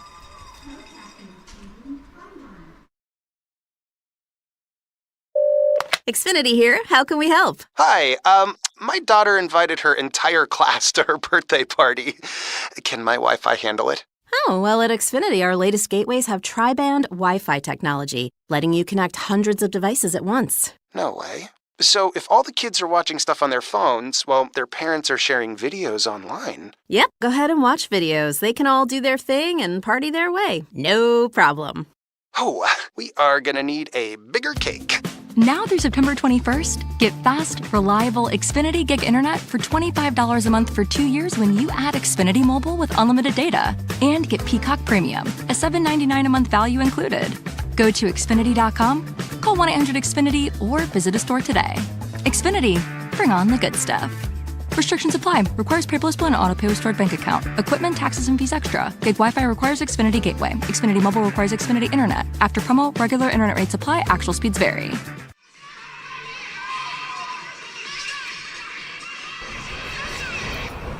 All right, we're back with Kevin Eschenfelder. And Kevin, I don't know if you like to read biographies, especially sports biographies, whether it's a player or a coach, sometimes a broadcaster. Are there some that stick out for you? Well, I just maybe so much as reading about them is just being able to kind of to get to know some of the people. I was lucky enough early in my career to be around a lot of the great announcers, whether it was Vin Scully or the great players of the day, and especially here in this city. And so I've gotten a chance to hear their stories firsthand, and I think the neat thing about what I do is being able to talk to some of those guys about stories that go back to when I was just a kid and really watching them play their games, whether it's a guy like a Dan Pastorini or something like that, or Larry Durker and Art Howe, and I can ask those guys about it. Jimmy Wynn was a great friend of mine. Jimmy and I worked together on Sundays here on the Astros pregame shows, and when I was in first grade, Jimmy Wynn was he and Cesar Cedeno and Bob Watson, they were the 3 best Astros. So I mean, what a great thrill that is to know you're going to be at one point in your career, you get a chance to sit down and share a desk with a guy that you were watching play when you were in first grade. Same thing for a guy like Dan Pastorini, who's a good friend of mine now. So, yeah, those are the things that I enjoyed hearing their stories. And I know a little bit of the story, and then I'm able to ask them about it now, and they're able to expound on it and tell me some great stories. I got Pastorini's book, Taking Flack, as a Christmas gift, and it was finished by December 28th, even with all the dinners and things like that. So, Kevin, one of the things that I enjoyed in a book by Al Michaels called You Can't Make This Up, that's a story about his life. His dad and his mom were very well connected with talent agents, people that produced all kinds of television shows and things like that. So this didn't happen to you. It kind of happened to me, where if you want a career in the arts or the media, sometimes you have parents, especially dad, who want you to go into something that they think will be more lucrative and that they think will give you a better chance to advance. But the fact that your dad had some connections, knew a lot about sports media and sports teams and how they operate, give us some insights into how he helped you. Yeah, interestingly enough, my father didn't work in the media. My father was an athletic trainer.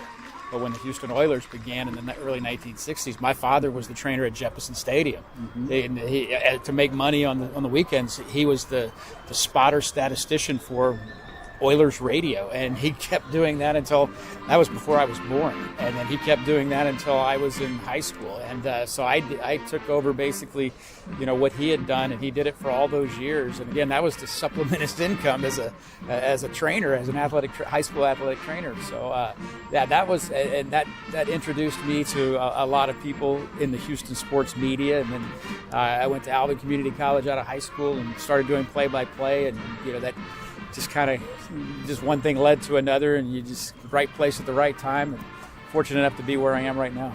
Well, I am old enough to remember Jefferson Stadium. I remember it very well, but I also know that I was born in 1962, same year the Astros were born, and so that means I was conceived in 1961 after the Oilers won their last American Football League title. So I never got to see them win anything, and that was kind of depressing. But I don't know if you've seen that series. Is called Full Color Football, the history of the American Football League.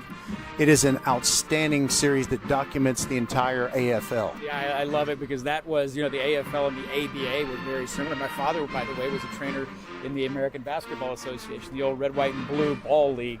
But yeah, it was colorful. It was high octane. Sid Gilman and the San Diego Chargers, Los Angeles Chargers, they threw the ball downfield. The Oakland Raiders did that as well. Those were things that you didn't see before that in the the 3 yards in a cloud of dust of the NFL. But and then the ABA, they spiced things up with the 3-point shot, and the red, white, and blue basketball, and all those things. So yeah, it was it's something that I'd love to see. But I love looking back at those old uniforms, whether it's Kansas City Chiefs or going back to the old Oiler silver helmets and the Columbia blue before that. All right, one final question for you, Kevin Eschenfelder, and dang it, I forgot what it was. Oh yes, of course, I forgot, and that cued me what it was. A lot of people who are our age, and you're a little bit younger than me, but not too much, sometimes we remember high school like it was yesterday. Sometimes that is completely faded from our memory. So what are some athletic achievements or adventures that you could tell us about from your days at Dulles? I did not do anything. I played, but I was not very good at anything. So if I were to sit here and tell you that I had any kind of achievements whatsoever, not on the athletic field. I tried my best, and I played varsity baseball, and I played football up until my sophomore year at Dulles. Didn't do it very well. Same thing for basketball, and it wasn't not trying, but I tell people I was an all-district bullpen catcher in my senior year at Dulles High School. That's about as good as it got. Rick Crabtree was the head baseball coach back then, and I think he could attest to my ineptitude as far as a baseball player is concerned. Almost the same for me. I went to McCullough, which morphed into the Woodlands, and Mark Schmid, who was the coach of the Woodlands for a while. Now he's with Oak Ridge, and his son Eric Schmid led the Sam Houston State Bearcats to a national title under Willie Fritz. And hey, Willie Fritz, when you do U of H games, you get to interview Willie. Yeah, I got a chance to visit with Willie last night here at the ballpark. He threw out the first pitch.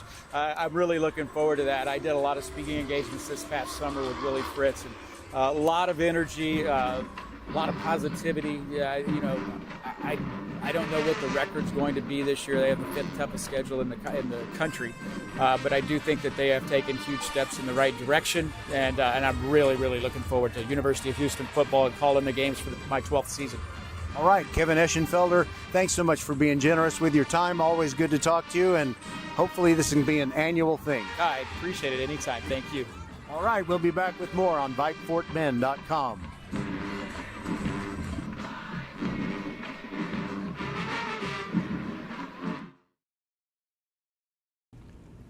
First Tire and Automotive has been putting your health and your car safety first for over 20 years. First Tire and Automotive stands for family, integrity, reliability, service, and trust. That's why Fort Bend families know take your vehicle to First Tire and Automotive first and forever. Check out the website for service and savings at firsttireandauto.com. Make your appointment today. With 4 great locations, Eldridge, First Colony, Greatwood, and now in Cinco Ranch, there is one around the corner from you. All 4 stores now open on Saturday. FirstTireandAuto.com.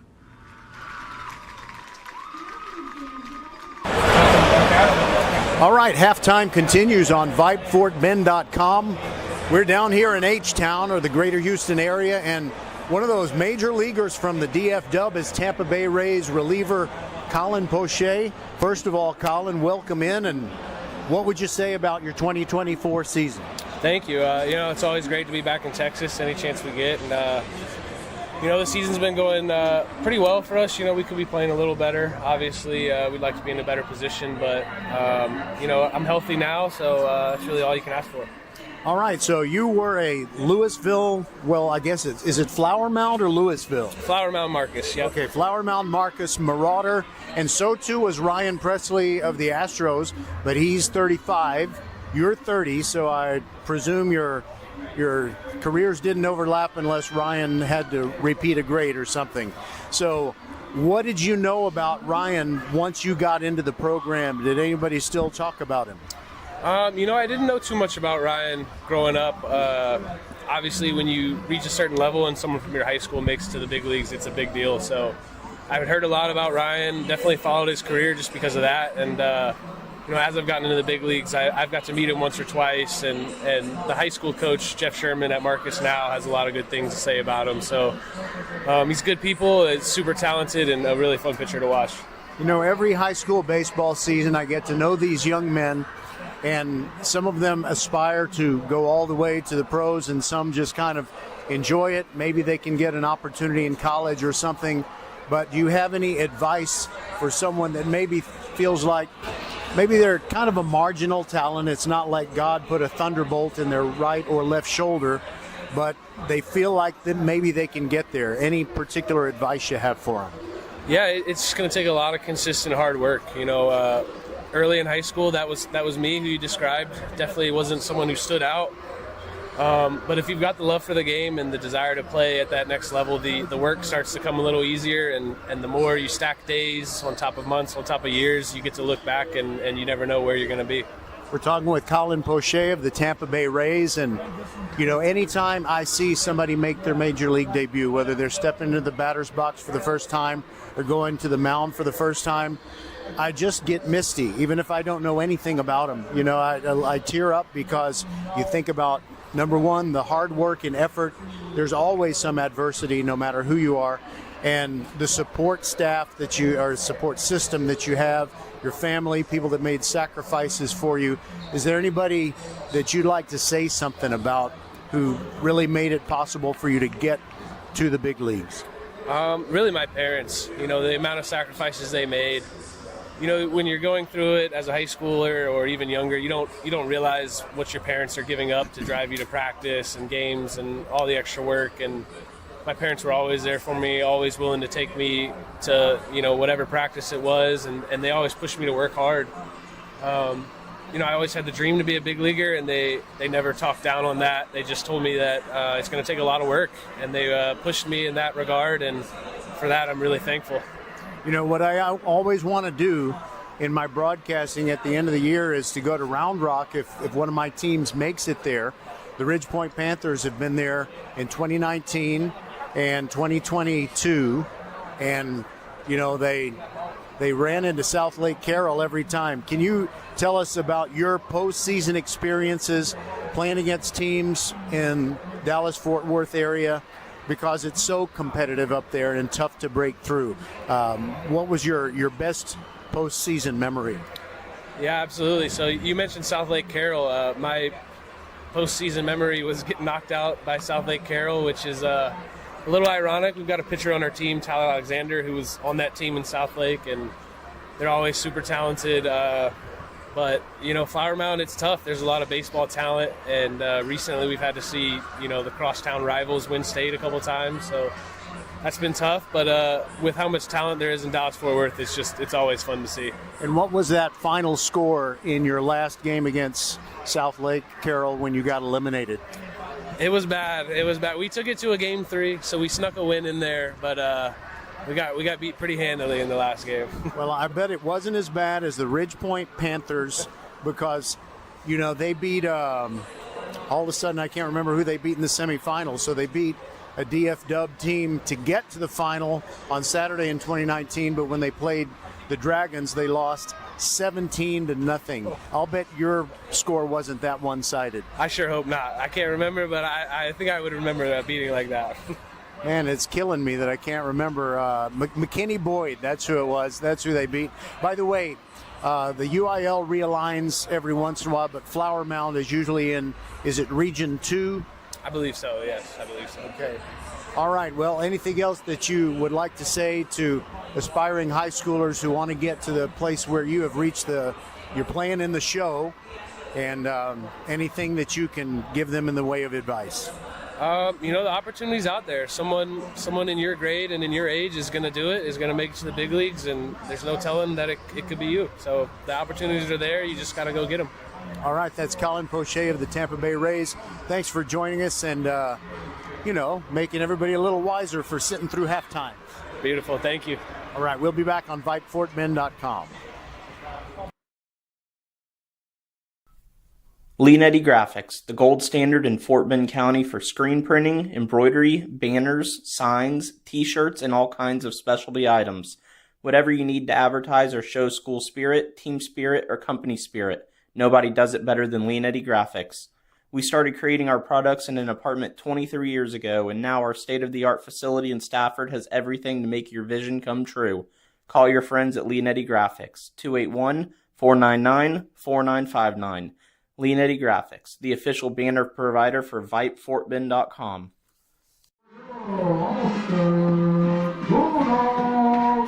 All right, the Elkins Knights are already on the field here at Hall Stadium for the third quarter, and the Dogs have just run through their inflatable tunnel and the dry ice smoke machine as well. 20-0, Elkins leads, and we want to thank Mauricio Dubon, Kevin Eschenfelder, and Colin Poche for being our halftime guests. We always like to hear from the guys that had great experiences being high school athletes, and they parlayed it into something special, and what an amazing accomplishment that is, especially in Major League Baseball, as it was for Dubon and for Poche. So now let's look around the Houston area. There's not too many scores that we really need to share with you on this Thursday night, although North Shore is leading Humble, halftime score, not quite as lopsided as it might be, 28-0. The Ridge Point Panthers in quarter number 2, it hasn't even gone to halftime, and they're up 28-7. By the way, both teams are on the field for the kickoff, so I will stop doing the scores for a moment and tell you what's happening on the field. Matthew White faked to kickoff. He's just being playful. Elkins kicking off to start this third quarter, and the Knights have the big lead, so the Bulldogs need the football. Not much wind blowing, and there is Matthew White's kick. It is a line drive, and it's going to go into the end zone on the fly. And it'll be a touchback. So Coach Smith has been the acting head coach in place of Trey Herman. And I wonder what you say when you go in there. Tyler Smith had to find just the right words to try and get his team's confidence back and maybe light a bit of a fire under them, and we'll see what happens as they have the football in the middle of the field, going right to left, that is south to north. They keep it on the ground on the first play. Bishop with a nice run, 7 yards. Rushing up quickly, a lot of Elkins having to make a lot of tackles with their secondary guys. LaDavian Red came up and put a stop to Bishop right there. 2nd down and 3.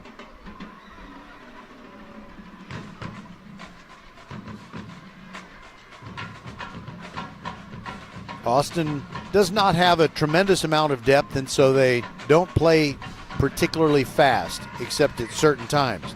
They give to Bishop up the middle, and he carries it out to the 29-yard line. I'm sorry, the 34-yard line. 1 yard short of the first down, and wrestling him down was a player that got an interception earlier, Imari Heyman.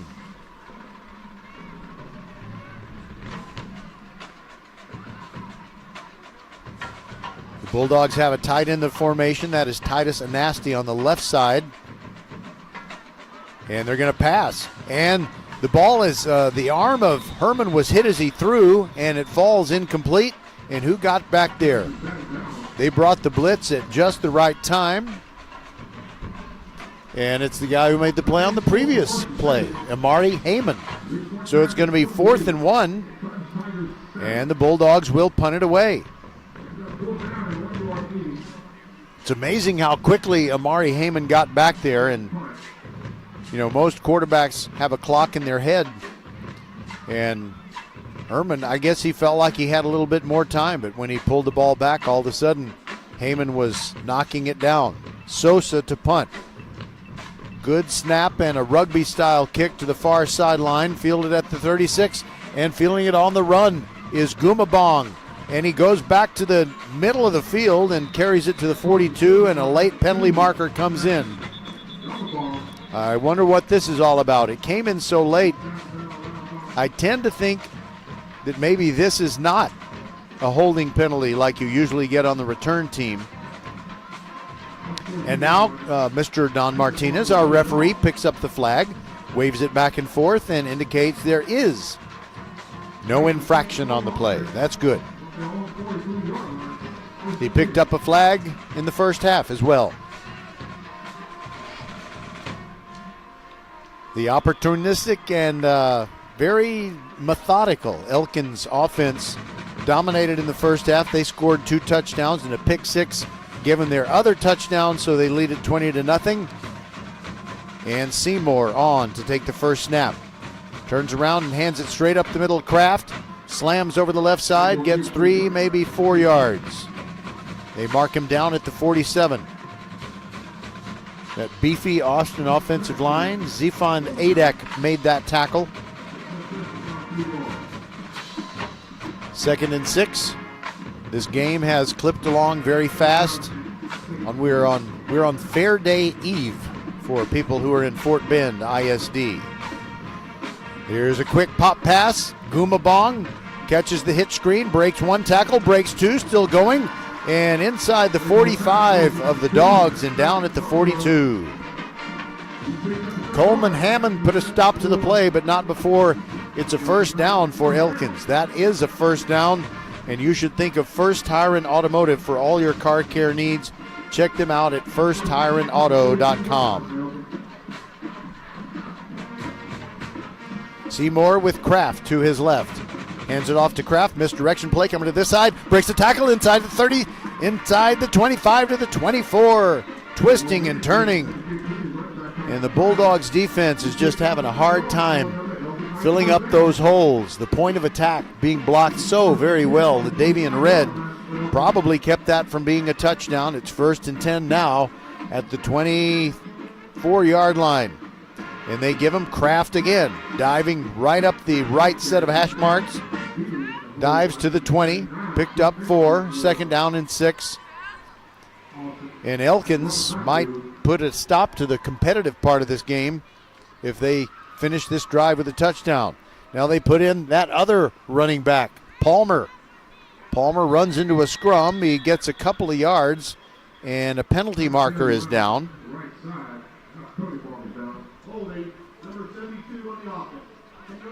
Oops. Elkins linemen caught with their hand in the cookie jar.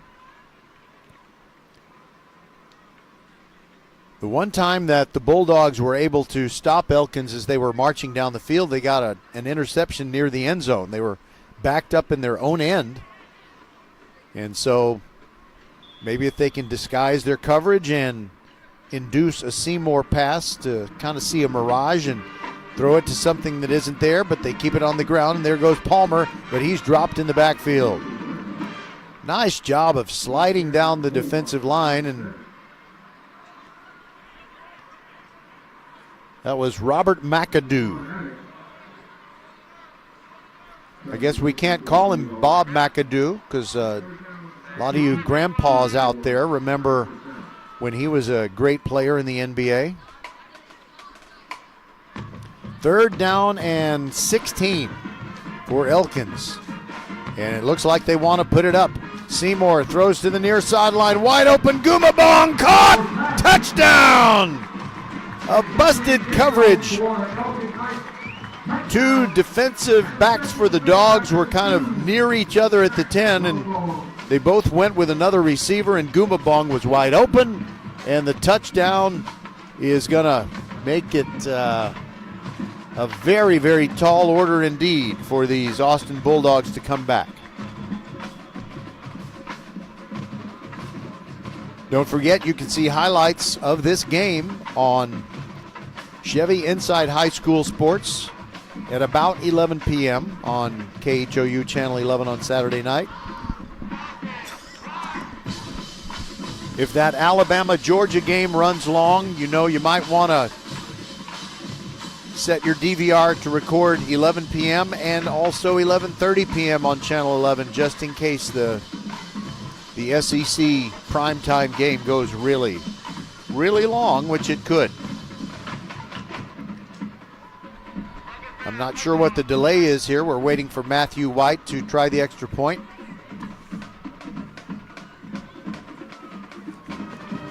There was a missed PAT, point after touchdown in the second quarter, but it wasn't Matthew White's fault. It was just a high snap. This kick is up, and this kick is good.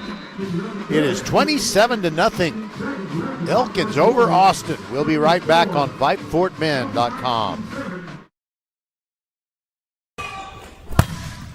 We are the volleyball school with 3 locations, Katy, the Woodlands, and our newest in Richmond on West Belfort. We have the best developmental volleyball program in Fort Bend. We have the high-level training you need to get on the top club and school teams, and you'll have fun doing it. Our Richmond facility is at 18120 West Belfort. Visit thevolleyballschool.com and come train with us. Leanetti Graphics, the gold standard in Fort Bend County for screen printing, embroidery, banners, signs, t-shirts, and all kinds of specialty items. Whatever you need to advertise or show school spirit, team spirit, or company spirit, nobody does it better than Leanetti Graphics. We started creating our products in an apartment 23 years ago, and now our state-of-the-art facility in Stafford has everything to make your vision come true.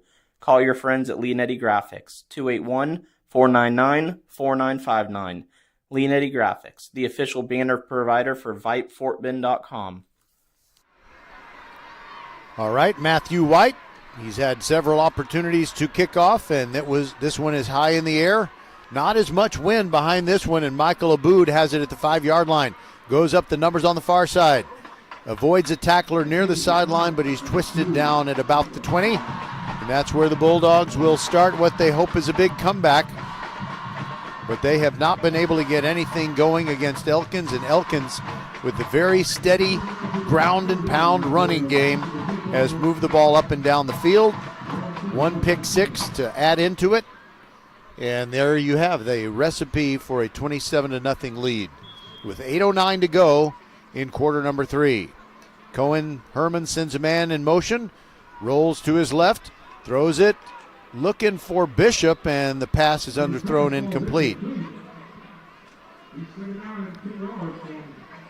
Kind of looked like Bishop was expecting maybe a flag for holding, something like that, but no flag is forthcoming. By the way, join us Tuesday night volleyball, presented by the Volleyball School, has Fulshear hosting George Ranch. And that match will start at about 5:30 p.m., stressing me out terribly. Those 5:30 starts when you're a school teacher in another district, not easy. And a quarterback draw, Cohen Herman breaking a couple of tackles and picks up about 4 out to the 24. And one of the Knights was celebrating, thinking that maybe he had taken the ball away, Jaden Reed. They say no, the play had ended before the ball came out. It'll be under 7.5 minutes to go in the third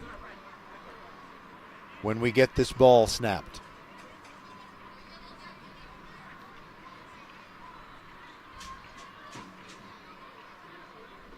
Play clock is at 11, now 10. Now Herman steps up there.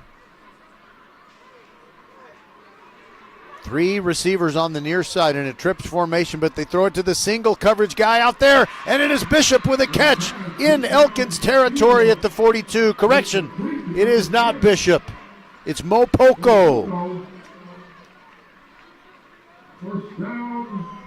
First and 10 at the 43-yard line, and they move the sticks. It's a first down. Think of First Tire and Automotive for all your car care needs. Check them out at firsttireandauto.com. Same formation, trips receivers on the near side, and Herman throws it this way. He throws it behind Bishop, incomplete.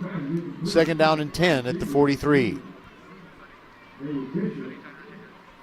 The 3 trips receivers had run down the field to try and take their defenders with them and give Bishop a chance to have some space to run in. And it might have worked, but there was a little leakage through the pass protection, and Herman had to get rid of it quickly. Second down and 10. Hands it off to Bishop. Hit near the line. Dives forward and picks up a yard, maybe 2. The guy who got him early, Caden Osley. No, it wasn't Caden Osley. I'm sorry about that. It was Amari Heyman, who's just been making play after play. Third down and 9 for the Dogs. Herman drops back, has time, throws over the middle. Got a catch, got a first down. Right at the line to gain. Mason Kress, keeping his body between the ball and his defender, and he gets just what he needs to the 32-yard line. First and 10 from there for the Austin Bulldogs.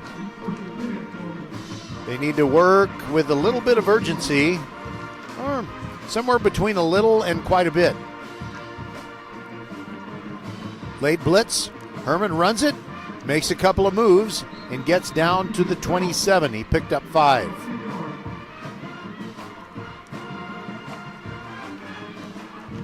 Elkins Noah Trevino brought him down. Elkins bringing in fresh defensive legs as often as they can. Second down and 5. 5:46 to go in the third. There goes Bishop up the middle. There's some daylight, but the hole closes quickly. Miles Billingsley dragged him down from behind, and it's going to be 1 yard short of the first down after that 4-yard run. Third down and 1, and it's got to be 4-down territory for Austin, trailing 27-0. And they rush up to the line. Quarterback sneak. Cohen Herman easily makes it with a 3-yard pickup to the 20.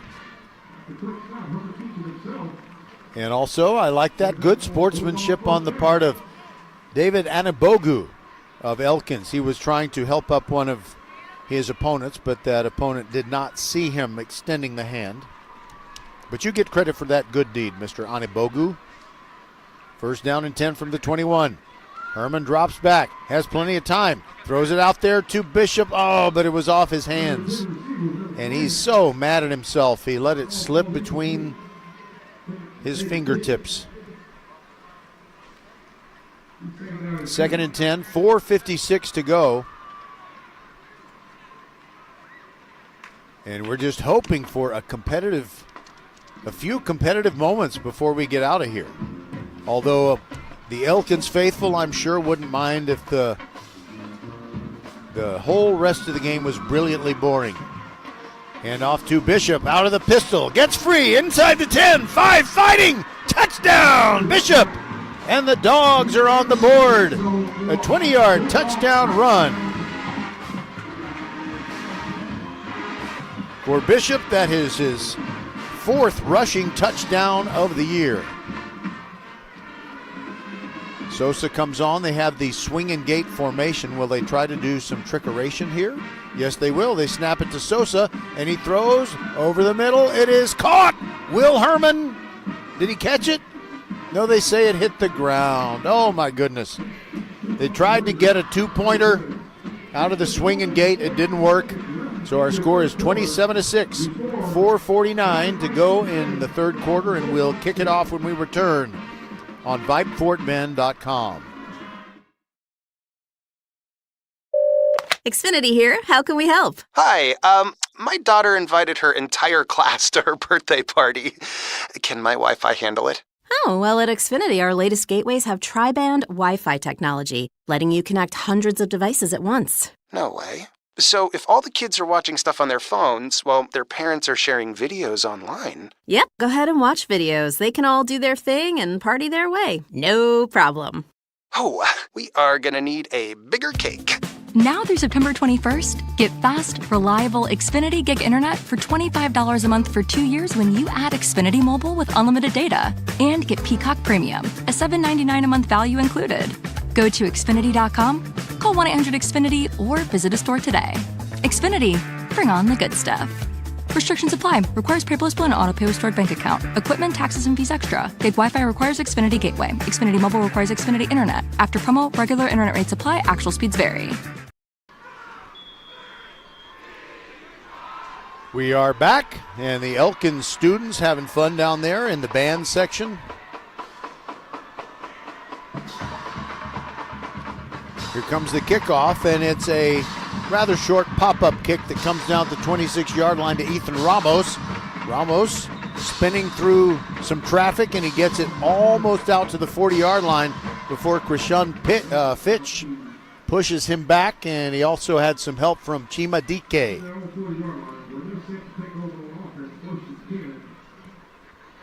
By the way, just in case this game doesn't get much closer, I mean, I hope it does, but it's a possibility that it won't. And if it doesn't, then I'm going to say a very quick goodbye because I've got to run all over this stadium getting our banners made by, of course, Leonetti Graphics, the official banner provider of VypeFortBend.com. Seymour hands off, Kraft straight up the middle, and a hole open for him to pick up 3, but then he was pushed back. Jacoby Patterson, another tackle for the Bulldogs.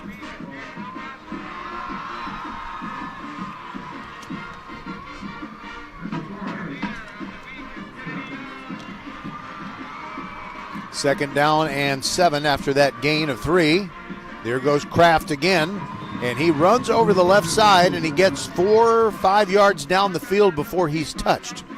He gets within 3 yards of the first down. Jacoby Patterson brings him down.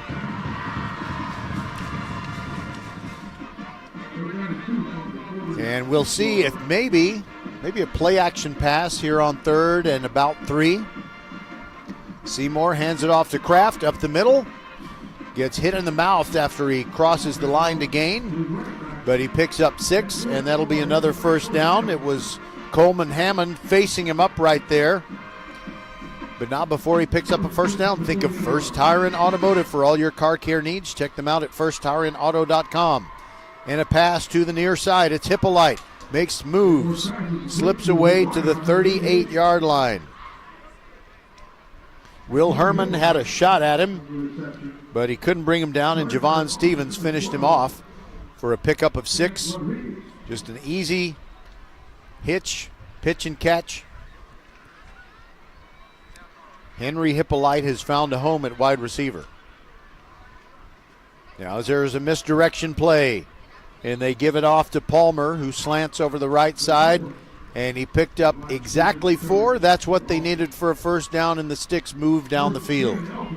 We're under 3 minutes to go in the third quarter, and Elkins has had positive yardage on all but 2 plays.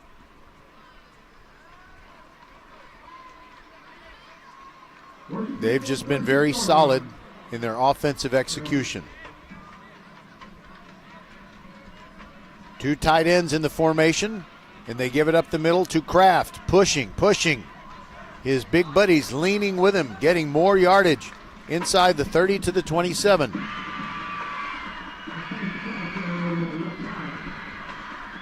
That was 8 more yards, and the Knights look like they're counting on expanding this 27-6 lead.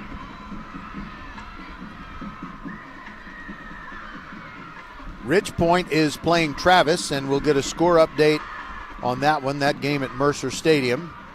There goes Palmer, right up the middle.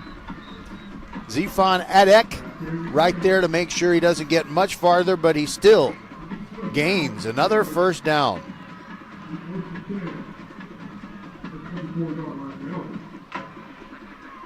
All right, so what do we got? Oh, I thought I had that Ridgepoint score within reach. Another running play for Elkins. They continue to march, and it's Palmer again. Okay, Ridgepoint at halftime leads Travis, 35-7. We have whistles and a timeout taken by Elkins. So we'll stay right here, and I'll check out the scoreboard. North Shore leads Humble. It's 35-0 as they've started the third quarter. They're at the big stadium in Galena Park. Atascocita whooping up on C.E. King. C.E. King's a good football team. They are year in and year out, but what a district of doom that is, the one that has Atascocita and North Shore and Summer Creek and C.E. King. Katy has reached the fourth quarter, and they lead Seven Lakes 42-0. For those of you who are interested in Region 2, Klein Kane looks like a juggernaut. They're leading a very good Tomball Memorial team 34-0 at the half. Cinco Ranch leading Katy Taylor 41-7. I think Cinco Ranch lost to Katy last week, so they're bouncing back nicely.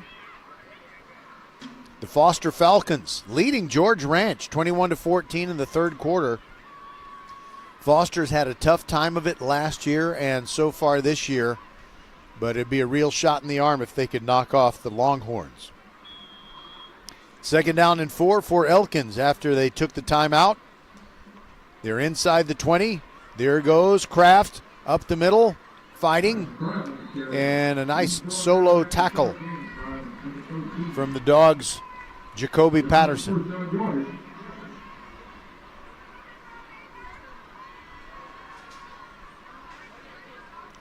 Galveston Ball, what a great team they have with Jonah Williams. Awesome talent. In the third quarter, they lead Baytown Sterling 35-0. It's a first down after that run by Palmer. Line of scrimmage is the 13, and a handoff to Kraft, spinning into the end zone. The Bulldogs' defensive front is absolutely gassed, and they could not stop him from 14 yards out. That makes it 33-6. Crosby leading Pasadena 49-0.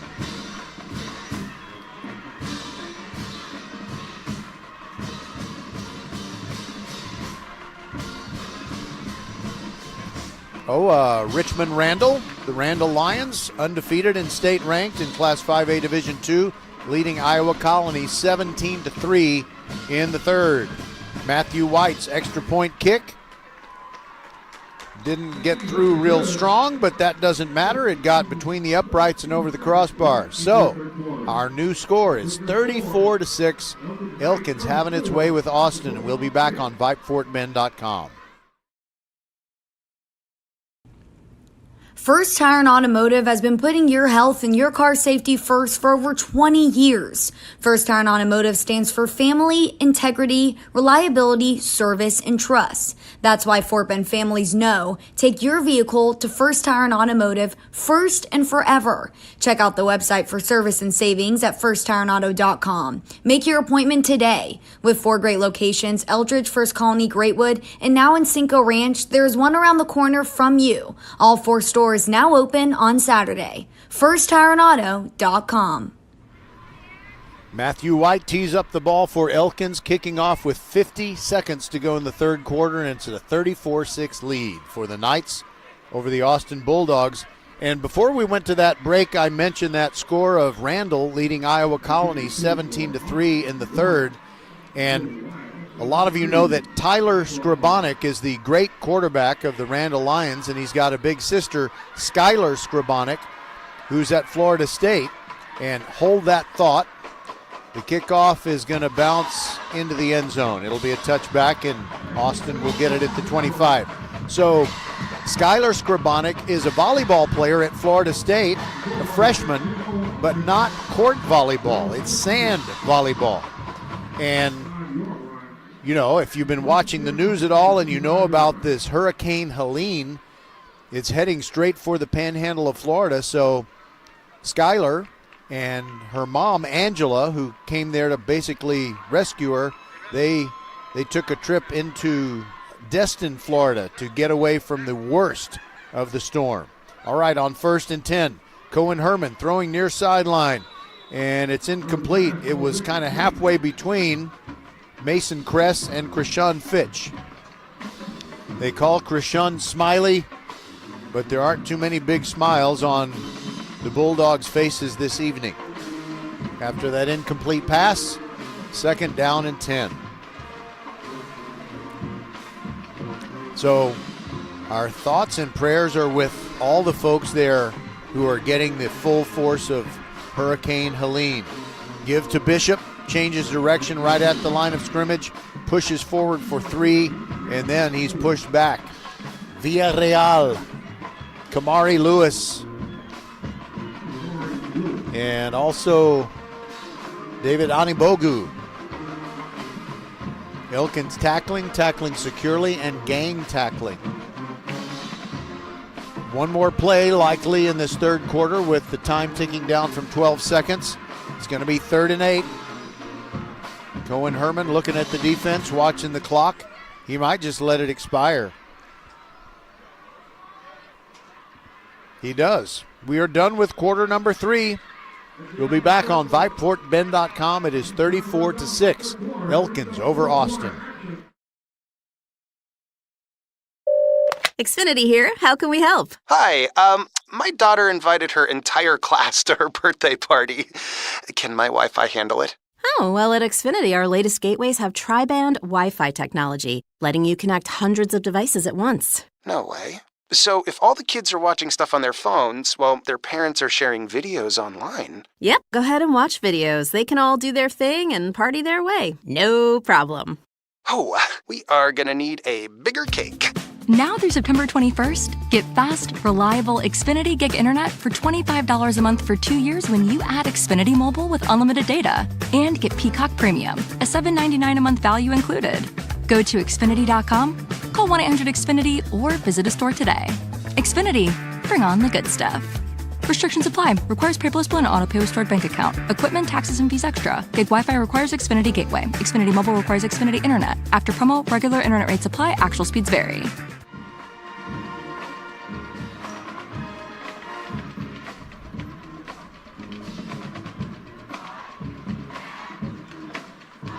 All right, the Austin offense comes out there. 3rd down and 8 on the first play of the fourth quarter. They trail 34-6.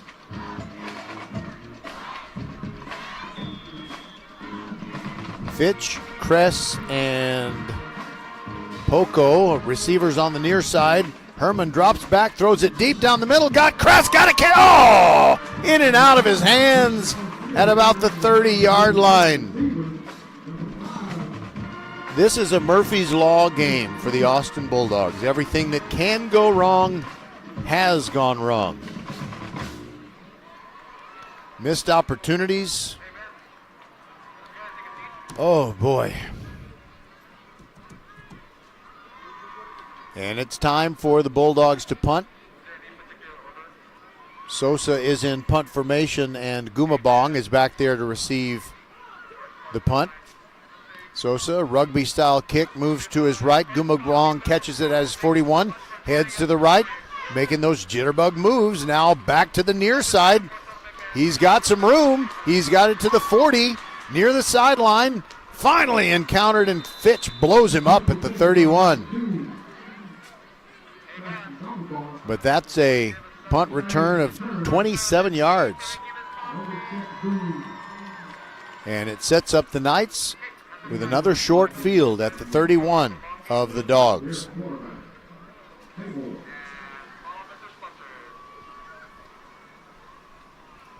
I want to thank Nate Nunez, who's been the silent partner inside the mothership at Vype World headquarters, and on a night such as this, Nate, or anyone in his position, is to be commended for not nodding off. There's just, we've been looking for some drama, some excitement.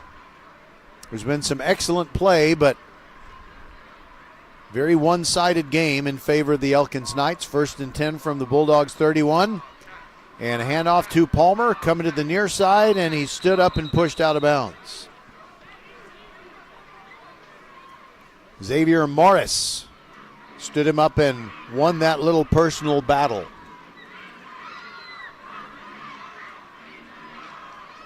And I'm thinking Matthew White is a very good kicker. If Elkins stalls out here and they get a chance to kick a field goal, I think he'd really like to see if he can add to his best field goal. Well, to kick a field goal, period. Okay, it is Sosa who has kicked several this year, but no field goal attempts for Matthew White. There goes Palmer up the middle, fighting for a first down, gets to the 23. Jawan Davis makes it a stalemate right at the end of that run. And they actually spotted him about 3 yards short of the first down. His knee had gone down earlier than I thought. Here goes Palmer over the left side, dives past an attempt by Jawan Davis to get him in the backfield, and he stretches out and gets the first down at the 18. The Elkins Knights have jousted their way into the red zone one more time, and they're about to put up 40 points if Austin doesn't clamp down on defense. It is 34-6.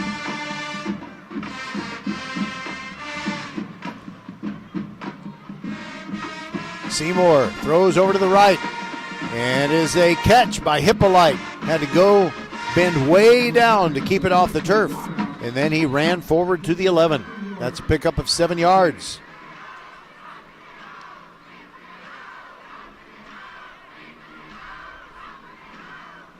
Elkins looks like a team that is playing very well tonight, but if you look at their passing game, it looks like they can really improve on that. They can refine it and tweak it. It's not that it isn't working, but they haven't really had to ask Seymour to throw the ball down the field. He's thrown a few slants, but mostly they've been those quick hitch screens and one or two of the bubble or jailbreak screens. Up the middle goes Palmer, almost untouched. It's a touchdown from 11 yards out. 40 points on the scoreboard for the Elkins Knights. And I am just a little bit surprised to see Austin not playing better than this after they got the 31-7 win over Dulles. What a difference a week makes. But all is not lost for these Bulldogs. Matthew White's extra point kick, up and good. 41-6 is our score, and we'll be back on VypeFortBend.com. First Tire and Automotive has been putting your health and your car safety first for over 20 years. First Tire and Automotive stands for family, integrity, reliability, service, and trust. That's why Fort Bend families know take your vehicle to First Tire and Automotive first and forever. Check out the website for service and savings at firsttireandauto.com. Make your appointment today. With 4 great locations, Eldridge, First Colony, Greatwood, and now in Cinco Ranch, there is one around the corner from you. All 4 stores now open on Saturday. firsttireandauto.com. We are the volleyball school with 3 locations, Katy, the Woodlands, and our newest in Richmond on West Belfort. We have the best developmental volleyball program in Fort Bend. We have the high-level training you need to get on the top club and school teams, and you'll have fun doing it. Our Richmond facility is at 18120 West Belfort. Visit thevolleyballschool.com and come train with us. Leanetti Graphics, the gold standard in Fort Bend County for screen printing, embroidery, banners, signs, t-shirts, and all kinds of specialty items. Whatever you need to advertise or show school spirit, team spirit, or company spirit, nobody does it better than Leanetti Graphics. We started creating our products in an apartment 23 years ago, and now our state-of-the-art facility in Stafford has everything to make your vision come true. Call your friends at Leanetti Graphics, 281-499-4959. Leanetti Graphics, the official banner provider for VypeFortBend.com. Short kickoff return for the Bulldogs. I couldn't tell if it was Ryan Johnson or Titus Anasty on the kickoff return, but they have it at their 15, trailing 41-6, 9:03 to go. Empty backfield for Herman, drops back, throws near side Bishop. And he is tackled in the open field after a gain of 2, maybe 3. LaDavian Red, another tackle. You know, they could make a song about him, a parody of an 80s song. LaDavian Red. I'm working on it. 3-yard pickup on that previous play, 2nd down and 7. Herman, low snap, goes down and gets it. Throws out into the flat, and it's incomplete, intended for Mason Kress. The Elkins defenders out on the edges are accustomed to some of those shallow routes where Herman throws the ball not parallel to the yard lines, but not very deep, and they've just kind of cut off the alleys, and he's got to throw it in a direction so he doesn't risk an interception. All of a sudden, it is 3rd down and 7. Wanted to send a man in motion. He does, and that man is Mo Poco. Herman drops back, has time. Pocket collapses, throws over the middle, short of his intended receiver, Fitch, near the 30. And it'll be a quick 3 and out for the Austin Bulldogs.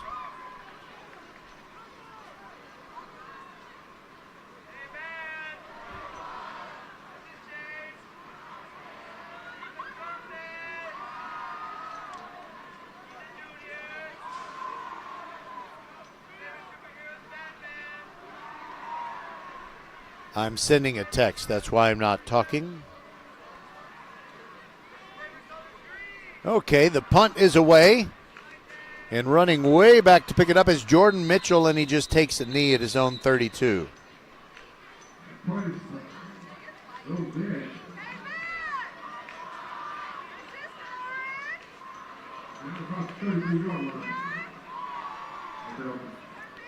I'm still sending a text, and now I am done. Okay.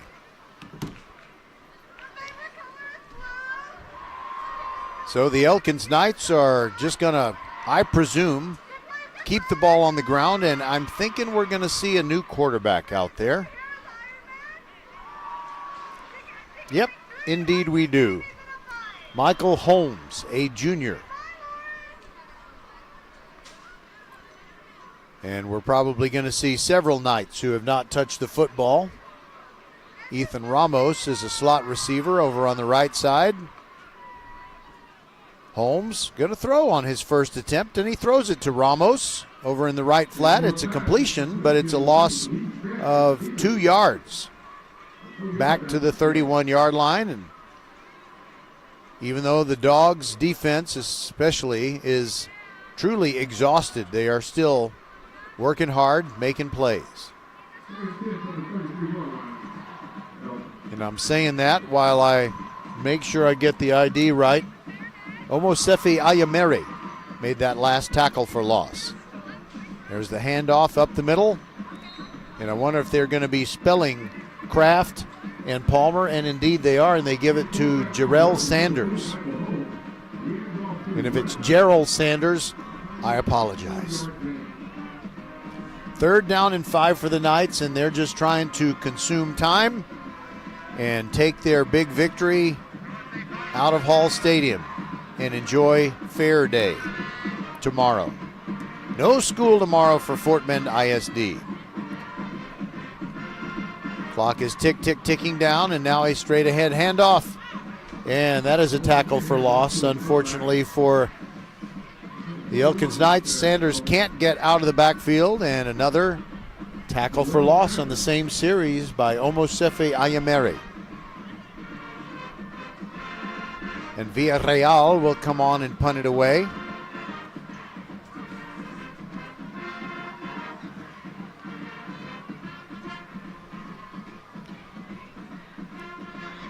And while this punt's in the air, I'm going to tell you that tonight's team and individual stats are provided by the athleticsdepartment.com.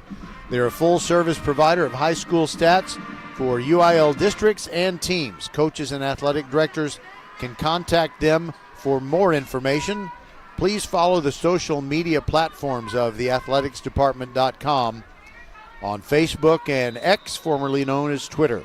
athleticsdepartment.com now signing up softball and baseball teams for the spring of 2025. The thing about those statistics, you've got to have every member school of a competitive district like 21-6A. You've got to have them all participating and turning in that statistical information, because it's kind of like a jury. You have to have a unanimous verdict. Well, with statistics, you have to have, well, you got to have everybody's statistics. All right, so the Dogs go back out there trailing 41-6, and Herman will throw on 1st down. He throws a deep post over the middle looking for Crest. Diving attempt, can't get to it.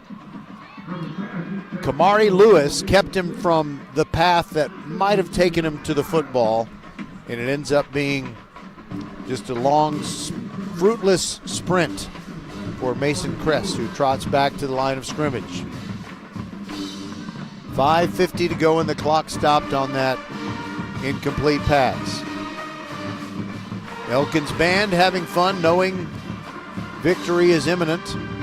There's a handoff up the middle. Bishop into the open, makes a move at the 30, gets to the 31, and they shove him back. Brighton Dove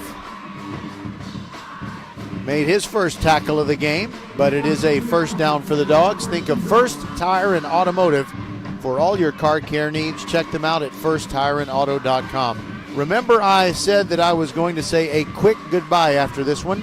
I don't like to be terse. It's kind of rude, but I got some banners to gather up inside this stadium, and a deep pass by Herman is picked off by Villarreal near the 41-yard line of Elkins.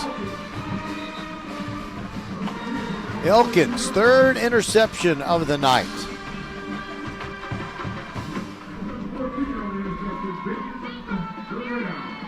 So if you're looking to demonstrate that you are the 3rd best team in District 21-6A, I think the Elkins Knights are making a pretty good case for that. So they will improve to 1-1 in district, and Austin will fall to 1-1.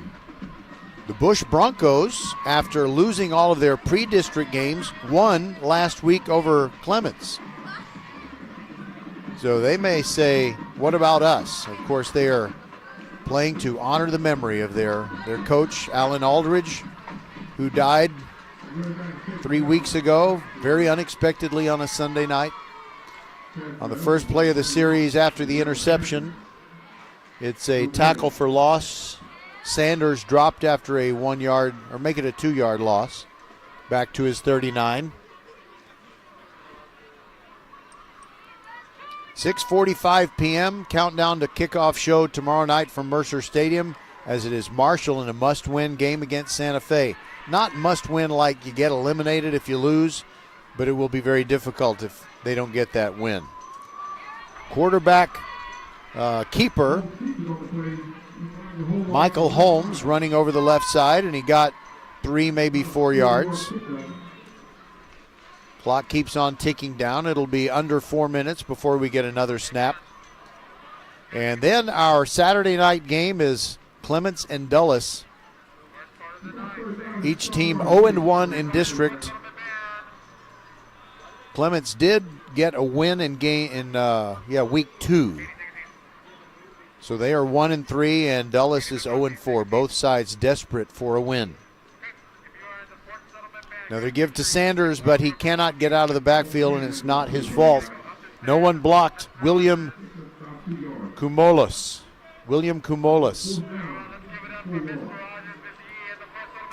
You know, I've got William Kumolos as number 11 and number 52. So I have 2 chances to be right. 4th down and 6 for Elkins, and they're going to punt it away. It's Villarreal who got the possession for Elkins with that interception. The play clock is at 9-8. They better line up. Don't take a timeout, please. I may pull some of my hair out. And they took a timeout. All right, I'm gonna go see if the pharmacy's open and get some Rogaine. We'll be back. Xfinity here. How can we help? Hi, my daughter invited her entire class to her birthday party. Can my Wi-Fi handle it? Oh, well, at Xfinity, our latest gateways have tri-band Wi-Fi technology, letting you connect hundreds of devices at once. No way. So if all the kids are watching stuff on their phones, well, their parents are sharing videos online. Yep, go ahead and watch videos. They can all do their thing and party their way. No problem. Oh, we are gonna need a bigger cake. Now through September 21st, get fast, reliable Xfinity Gig Internet for $25 a month for 2 years when you add Xfinity Mobile with unlimited data. And get Peacock Premium, a $7.99 a month value included. Go to Xfinity.com, call 1-800-XFINITY, or visit a store today. Xfinity, bring on the good stuff. Restrictions apply. Requires paperless bill and auto-pay with stored bank account. Equipment, taxes, and fees extra. Gig Wi-Fi requires Xfinity Gateway. Xfinity Mobile requires Xfinity Internet. After promo, regular internet rates apply. Actual speeds vary. Beautiful punt by Villarreal, and it carries all the way down to the 11-yard line, where Austin's Michael Aboud muffed it a little bit, but he covered it up before Elkins could take the possession away. And, you know, I thought about it, and I thought better of it, so I'm very lucky not to be bald at my advanced age, and so I decided not to pull my hair out, but wow. Okay. Hopefully no more timeouts. 2:52 to go, 41-6. Austin trailing, and they have the football. I believe that is still Cohen Herman in at quarterback. No, it isn't. They have switched out. Krishan Fitch now in at running back. And Luke Chapman handed him off. Chapman in relieving Cohen Herman. And if Luke Chapman came in earlier and I didn't catch it, I am very sorry about that. Under 2.5 minutes to go. 6-yard run by Fitch on first down. And another give to him. And he gets about 8 out to the 25. You know, it is not Fitch. Sorry about that. Dang it. Trent McCoy getting some touches. Carried the ball the last 2 times, and they have it out to the 25-yard line. 2 minutes to go as they give it to him again. He's in trouble in the backfield, but fights forward and accomplishes something to gain 2 yards. Nice effort by young Trent McCoy. 2nd and 8. We'll have less than a minute and a half to go when the Bulldogs snap it again.